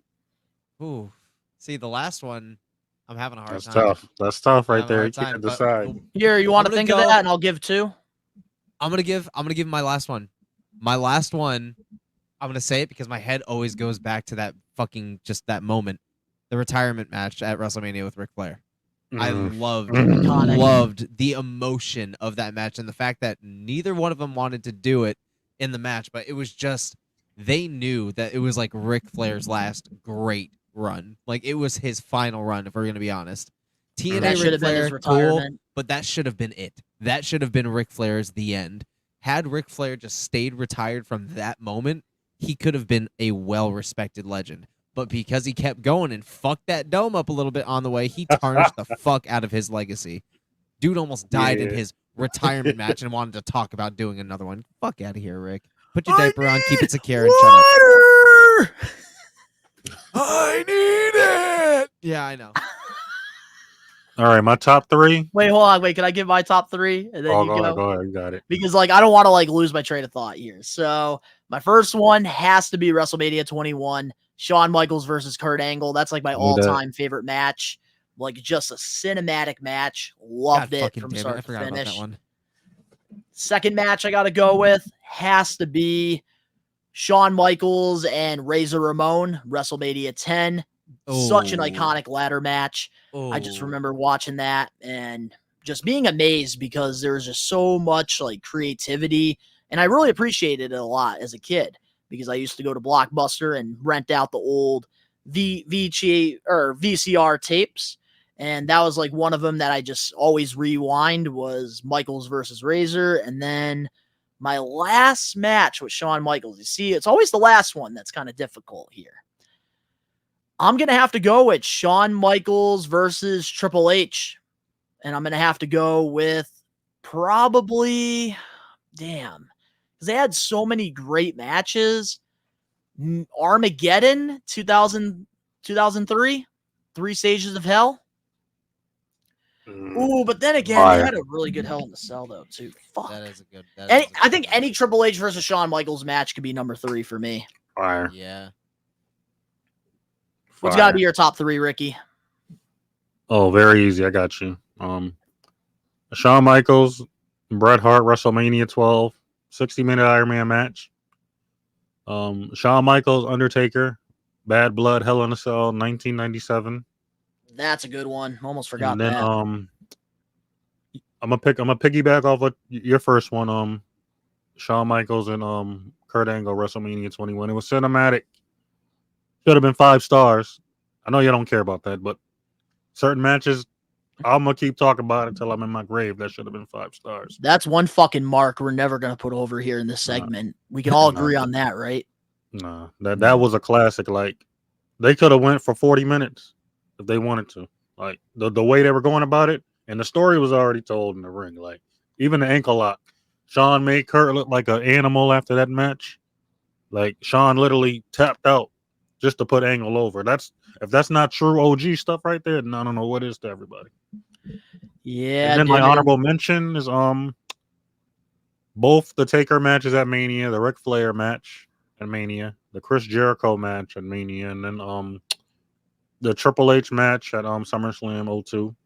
Ooh, I forgot about that one. That's a good one. Him and John Cena at WrestleMania. I forgot the Mania. 23. It was in 07. It was in 07. I forgot that one. 23. Yeah, 23. And then him and John Cena had one of the best Raw matches ever. Arguably the greatest Raw match. I don't know if you guys remember that match. I do remember that match. That's one of the greatest. And then that match was Shelton Benjamin. Oh, and Shelton jumped off the rope and then Michaels hit him with the sweet chin. Yep, when he springboarded off the thing and kicked him, bang. Yep, that was always in the Raw intros during Ruthless. And then, I remember that. Razor Ramon, WrestleMania 10. And then, no, I'm going too far, Len. I'm done. Yeah, I was gonna say, man. I can't. Like Shawn Michaels, like every match this dude puts on is like. Mm-hmm. And the funny thing is about Shawn, like early on he was a heel, but then like he wasn't a heel like that all the time after he came back. He was only one time for Hogan, but that was just a short temper thing. But Shawn, he was just so legendary in that ring. He made it look easy. Like every little match you put him in, he delivered. Like everything Shawn did in the ring, he delivered. Everything you told him to do, he did. But that's the thing, like with Shawn Michaels, though, like he's versatile. He's literally all around and versatile. He's a hybrid, the first hybrid since AJ Styles, Kenny Omega, and Will Ospreay. But I was gonna say though, like with Shawn Michaels, like during his second run, like he really couldn't be a heel because, like, he found God, like he found faith, and Shawn Michaels was just like somebody that you just really couldn't boo. Like you loved him because of all the things that he's done in his career. It's the Riz, bro. It's the Riz. You got I agree. charisma like a motherfucker. I agree. Exactly. Mr. WrestleMania, baby. There's one match I need to see in my graveyard before I leave this earth. Shawn Michaels and AJ. That was rumored for Royal Rumble. I remember that. Good luck. I wish. That'll never I happen. know, I know the good. unfortunately. It ain't happening now. I know that, Ben. It's not going to happen now. Hey but Ricky, if you want to, the closest thing you're gonna see to that match is on WWE 2K25. and as much as I've always wanted to see that match within their prime, but AJ and Kenny, I still need to see that. But that's for another day. Yeah, but man, Shawn Michaels, like, I do want to ask you guys this. When it comes to storylines, like rivalries, like what's your favorite Shawn Michael rivalries? Because when it comes to storytelling, I feel like nobody was ever on the level of Shawn Michaels. Jericho and fucking Shawn around like Which one 07. was 07, it? when he punched his 07? fucking wife in the mouth by accident, like really? So Shawn was actually pissed because he didn't pull back the punch and actually nailed her in the fucking mouth. And there was like that whole thing because London faced Jericho, Lance Cade, fucking rest his soul rather. He was still alive, and that was like Jericho's like muscle at the time. And basically Jericho was like going off on anybody that followed Shawn or looked up to Shawn or defended Shawn. He was like on a warpath, and that was a really, really fucking great rivalry. That one. I would probably have to go with him and Jannetty because like nobody saw that coming. That was like the first time in Shawn '92 really with broke out. the Yeah, as, barbershop. like, a heel. Yep, fucking knocked him right through a window. That was like Shawn's like first like actual like singles run heel. Like that's when like Shawn was born. Heartbreak Kid, baby. Yep, and then Sensational Sherry. Yep, and he debuted his fucking theme song shortly after. Like his fucking Sexy Boy. Shawn! Yeah, I saw his fucking debut, and that shit was fucking slapping back then too. And then my last one, I'll give 3. I liked the buildup of the feud between him and Hogan, like just the cinematics of it. Him going on Larry King. I was at that fucking Raw when he was on it. When he did Larry King, I was at that Raw at Mohegan Sun. That's awesome. So I feel like that's another reason as to why that storyline is so close to my heart, because that was like the last storyline like me and my dad were kind of tight during. So I would have to go with that one. So those are my 3. So what about you, Ricky? If you had to pick 3, the 3 Shawn storylines I liked. Feuds. Okay. Rivalries. Yeah. Probably him. Like overall, everything they've done. Him and Bret Hart, number 1. They really didn't like each other, and every storyline they were in, clearly it showed because there was so much energy, aggression, and then it was so much hate. Oh, they when kept you have it business. people that absolutely despise each other, that's the best. You can see the hate in everything they did, but they kept it professional and they stood on business. Number 2 was probably that shit. It was done. They didn't talk. Number 2 was probably him and Triple H. Yep. Probably the SummerSlam built up because was it pre DX or post DX like 06? No, the 02, like when Shawn came back. When Triple H and Shawn came together again. Yeah, when Triple H attacked him. Really pedigreed him in the middle of the ring. Yeah. And then everything they did after that was cinematic, from the street fight they had at SummerSlam to the Elimination Chamber, the 3 stages of hell. Okay, I agree. The Bad Blood Hell in a Cell, like all of that resonated in the one for me. That was number 2, and number 3 is probably this is a tough one, but I gotta say the Chris Jericho feud, the one that Ben mentioned earlier. Yeah, he snuffed his wife. 07? Yeah, that's my 3rd favorite one. That's the only one I gotta say. There's another one off the top of my head, but then I forgot which year it was. Yeah, but so for me, man, my top 3. I gotta go Bret Hart and Shawn, because anytime there's legitimate heat, it's always the best. Number 2, I gotta go Shawn Michaels and The Undertaker, just throughout their careers. Like, not even like their final run, but like going back to 97. Yes. I really enjoyed like the Bad Blood feud, the Royal Rumble 98. I thought was really good as well. And they just had a great set of matches. But number 3, when it comes to the storylines, I'm probably going to have to go with, because like I love Triple H and Shawn, but I'm going to have to go with Kurt Angle and Shawn, because like they really made that feel like a dream match. And I think that's why I love the match so much. Was it that feud like 05 when they were feuding around like the Rumble and like the Rumble when Shawn eliminated Kurt? And then Kurt pulled his ass out and did the ankle lock on him, basically got him like eliminated medically.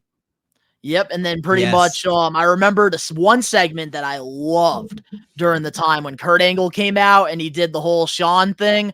I'll make your ankle hurt. Sexy Kurt. And then he put Sensational Jerry in a fucking ankle lock. I loved it. I'll make your ankle hurt. Ankle hurt. I'll make your ankle hurt. Sexy. But even like the stuff in the Attitude Era that he did as Commissioner Sean, I thought Yeah. was really good too when he wasn't performing in the ring. I really enjoyed that. Yeah. But man, Shawn Michaels, one of, if not the greatest performer in professional wrestling of all time, The GOAT. in my opinion. Like, he's number one on my list. I've grown to love and Mount appreciate Rushmore. everything he's done. Like, when you're looking for like your perfect superstar, Shawn Michaels is literally that guy. Oh yeah. Dude had And one more all. thing I really have to put over with Shawn Michaels before we What up? close off the segment and get into our juicy main event. So recently over on Twitter and X, Yeah. there was a picture of Shawn that was like from like 96. So this is when Michaels was friggin' like on his A game. All the girls wanted him. And there's a picture, and this girl, this like I think OnlyFans model, posted a picture of Shawn and basically like posted saying, why can't they make men like this in like 2024? So then Shawn Michaels he tweets back at the girl and says, like he says something to her on Twitter, trying to shoot his shot, and then the girl says, "Ill, you're gross," and then Shawn Michaels says, "That's me in the picture." Yeah, I saw that meme. Yeah. Oh, Shawn Michaels, what a goat, what a goat. But this week, guys, we put over Shawn Michaels, two-time Hall of Famer, one of the greatest yeah. of all time. And that was Ben's pick. So next week for SummerSlam week, it's my Benjamin choice. Franklin. And there's one person that I could think of that is perfect for SummerSlam week. And I'm going to say it. We are going to be putting over money, Shane O'Mac. Fuck you. Shane Fine. McMahon. I'll bite. Next I'll bite. week, we're putting him over because I just remember all the great friggin' crazy spots he's done at Yeah. SummerSlam. He a So goat. we're going to be putting him over next week. All right, That's I'll right. bite. I'll bite. Cha-ching, baby. Cha-ching, All right, cha-ching, all right. cha-ching. Shane So, O'Mac.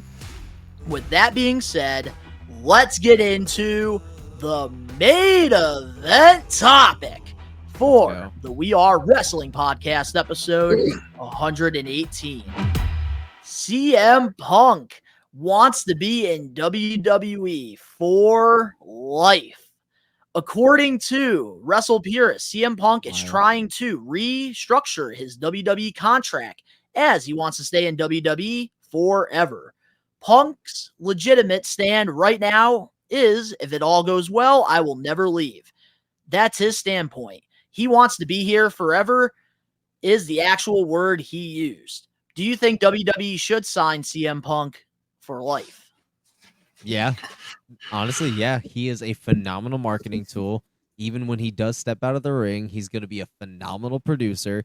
He's one of the best to help in the ring, training new fucking guys at the Performance Center too, and also breeding new talent, dude. Yeah, it's a fucking win.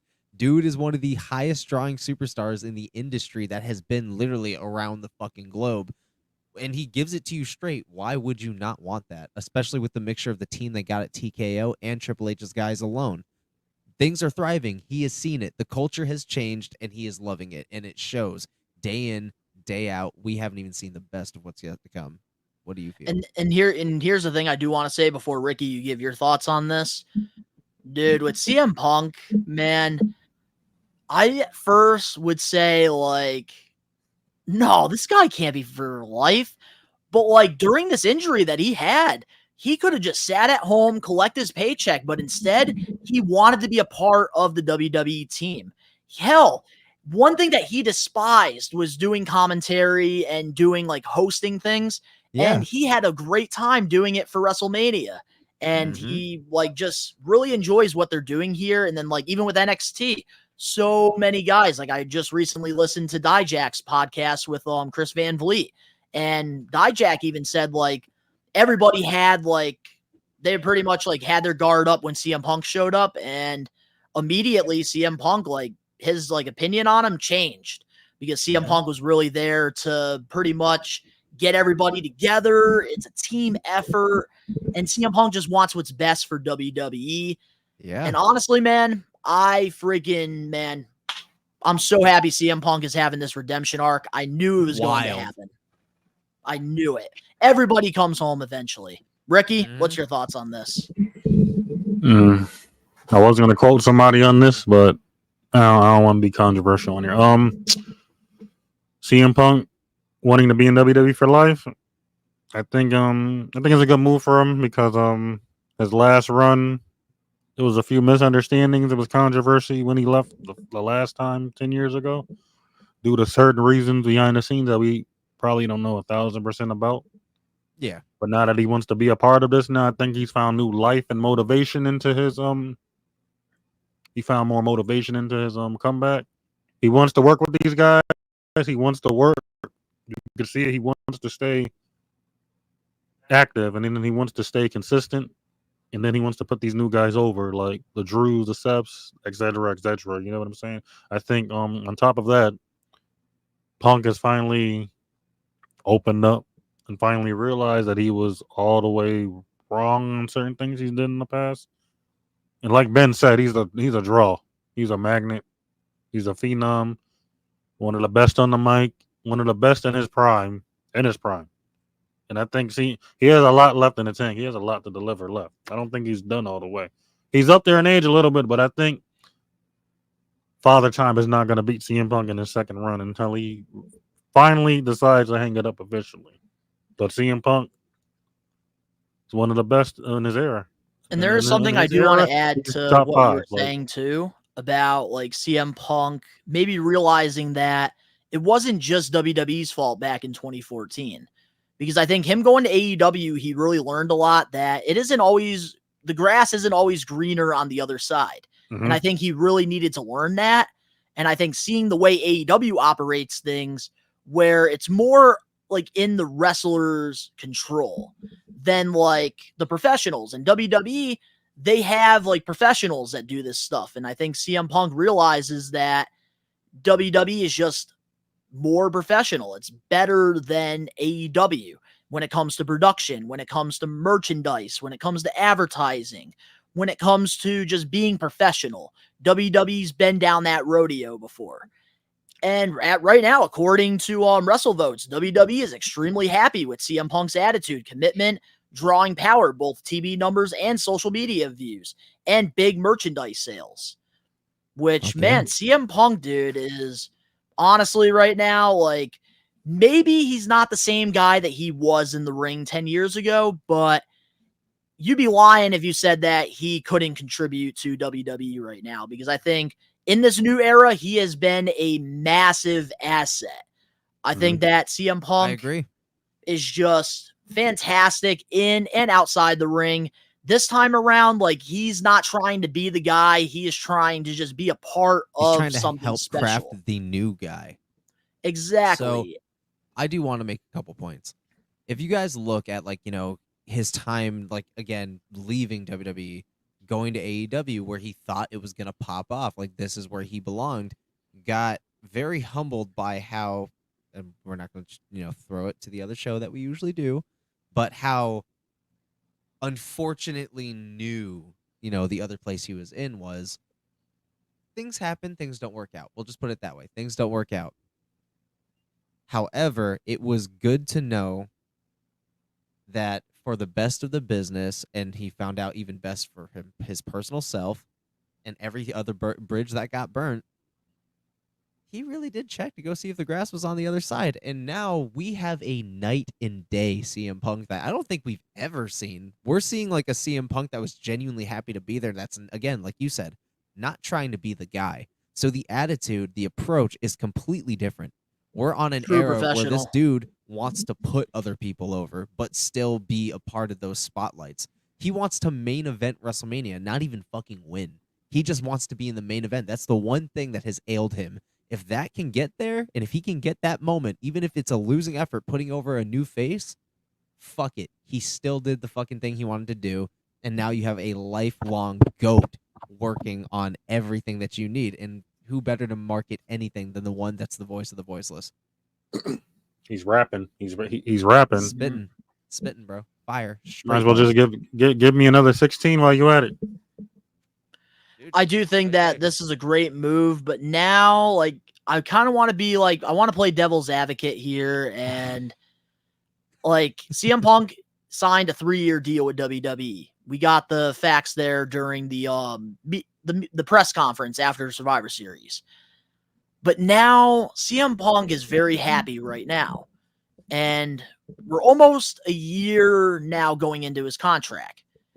I feel like WWE, they should, wait until after Survivor Series to make this decision. Yeah.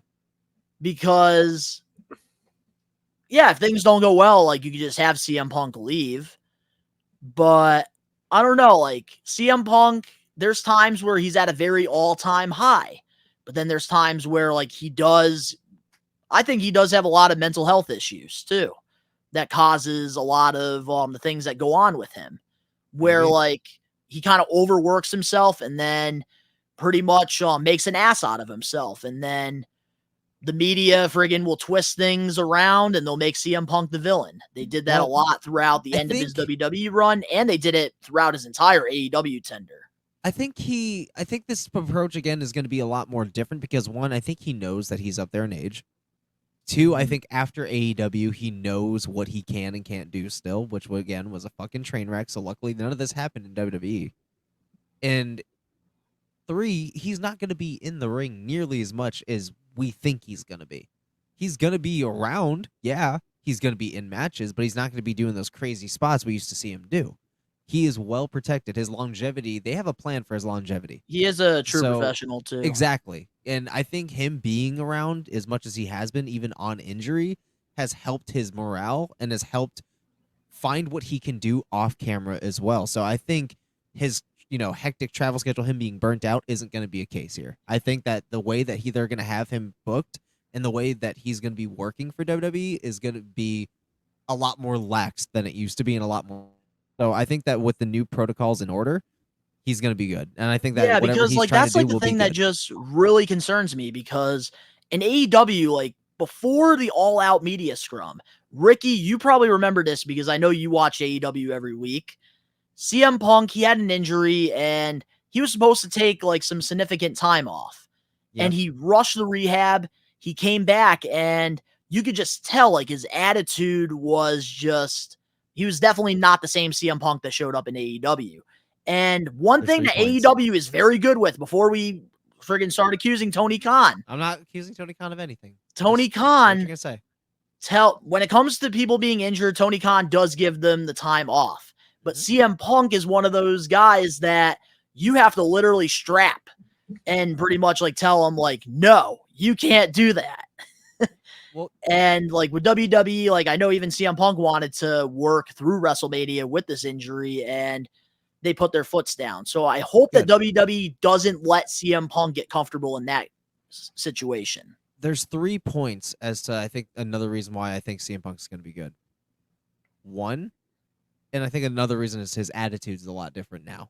One, creative control.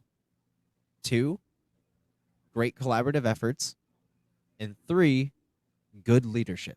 Those are what's driving CM Punk right now. And that's all of the things that are happening behind the scenes because, again, WWE has been around for 50 plus years. So they have a niche in the door. And that's why I said earlier, I worded it as unfortunately new. Because it is unfortunate when he showed up. Yeah, it's a new thing. It's the product that you want. But behind the scenes is a completely different story. And, again, structure is also very new. People putting things together are also very new. These are factors to factor in and think about, and that causes a lot of stress on someone who is a true professional. And I think that's where the attitude and, this new approach is also coming from for CM Punk. And one thing I want to add too, during this run right now, CM Punk does have more friends. He has more people behind him than he did during like the last like year of his run with WWE from 2013 to 2014. And biggest factor, Vince ain't there. Vince ain't there. Better than this. Cry me a river. But Ricky, your thoughts on all this with CM Punk? It's a new beginning for CM Punk, man. I think a more positive note. I think he's entering his Bruce Lee last of the Dragon years. I think he's gonna do good. I think Punk he seems happier. He looks happier compared to AEW. I've seen certain things. He didn't look happy all the way because I peep every little thing. Like I peep the littlest things sometimes. Certain matches he wasn't happy with. And then I'm glad if he's gonna be out the ring a little bit because he was botching a lot in AEW. I'm not gonna lie. Like I remember a 6-man tag match. I remember a tag match he did, a 6-man tag match he did. He was on the ropes. He botched it like crazy, and then yo, if y'all didn't see that, go watch it back. That was crazy. I don't think I want to. I want to remember the good. Punk, I'm sorry. I'm sorry, Punk, but like I think this is a new beginning for him. I think all the bridges he's burnt, he's trying to reconcile them and squash the beefs. And I think Punk's gonna be all right, man. Like this is his last stand too. Like, but like you guys just said, like he's gonna do things outside of the ring, behind the scenes too. Though, so he's not officially done, but the ring work he'll be done soon. And God bless Punk, by the way. Absolutely, well said. Anything else before we close off this week's episode? I'm excited for the future with CM Punk in it. Starting SummerSlam, we get to really see this new run in WWE and like actually see it come into fruition. And I'm excited to see his rivalries going down the road past, Drew McIntyre, past Seth Rollins. I'm excited to see him, scrap with some of the new talent too. So we're in for a ride, ladies and gentlemen. Well said. And I think that CM Punk, he is a massive asset, whether he's regressing in the ring or not. Just him being there, his presence is, I think, huge for this new era of WWE. And everything that Triple H wants in this new era, CM Punk can bring. And I just love that, like, it's just a team effort in WWE, which is why the weekly television shows have been so enjoyable for me to do reactions to. I'm really enjoying it. Before we end, we have the likes of CM Punk, The Rock, Cody Rhodes, Randy Orton, John Cena. We have the GOATs back right now, dude. We have the GOATs back right now. Roman Reigns. We are living in a fucking candy land right now, bro. That's freaking Rollins, baby. Fucking fuck, bro. Like, we're eating in WWE right now, dog. We're eating the return of the GOATs, bro. The return of the GOATs. That's how I'm ending it, yo. 2025 is going to be a special Welcome to year. Netflix, motherfucker. And they ain't going to beep you for that. But to all the We Are Wrestling Maniacs out there worldwide, let us know in the comment section below your thoughts on all the topics that we covered this week. Next week is going to be a very busy week because whenever WWE has a big premiere live event, we love to go all in on it. And we're going to be giving you guys lots of SummerSlam related content. So expect SummerSlam predictions to come out. Expect my Monday Night Raw AEW reactions to come out. And we'll even be doing a episode of the We Are Wrestling podcast as well. Now that we're officially doing them on Fridays, there's really not as much stress going into like the PLEs anymore, which is a good thing. But we also will be having lots of content coming out of nowhere like at RKO, so definitely stay tuned for that. But if you guys enjoyed this week's episode, make sure to smash that like button now. If you're not a We Are Wrestling Maniac yet already, and you're listening to this on Apple, Spotify, wherever you listen to your podcast, give us a 5-star review, not just any review, a best one review, and download the episode. If you're not a We Are Wrestling Maniac yet already, over on the YouTube channel, where you get the best pro wrestling content, including next Saturday, SummerSlam watch-along, the biggest blockbuster of the summer. We're going to have the entire We Are Wrestling team here, and it's going to be a packed house. Hit that subscribe button now, turn on the post notifications. The link's down in the description below. You can go follow Ricky, Ben, and myself over on our social medias and other YouTube pages, all that down below. Ben, he's also on Twitch now, so we do have that link down below. You're streaming pretty much every day over there. And myself, I'm posting right now with San Diego Comic-Con and all the wrestling figures that are just piling into the studio. New videos are coming out every single day. All the links down in the description box below. But of course, to all the We Are Wrestling Maniacs out there worldwide, we are taking over. Peace. Any final words, Ricky? Justice for America. Justice for America. Are you talking about justice for this guy? No. No. You know what? I'll let you have that one. I'll let you have that one.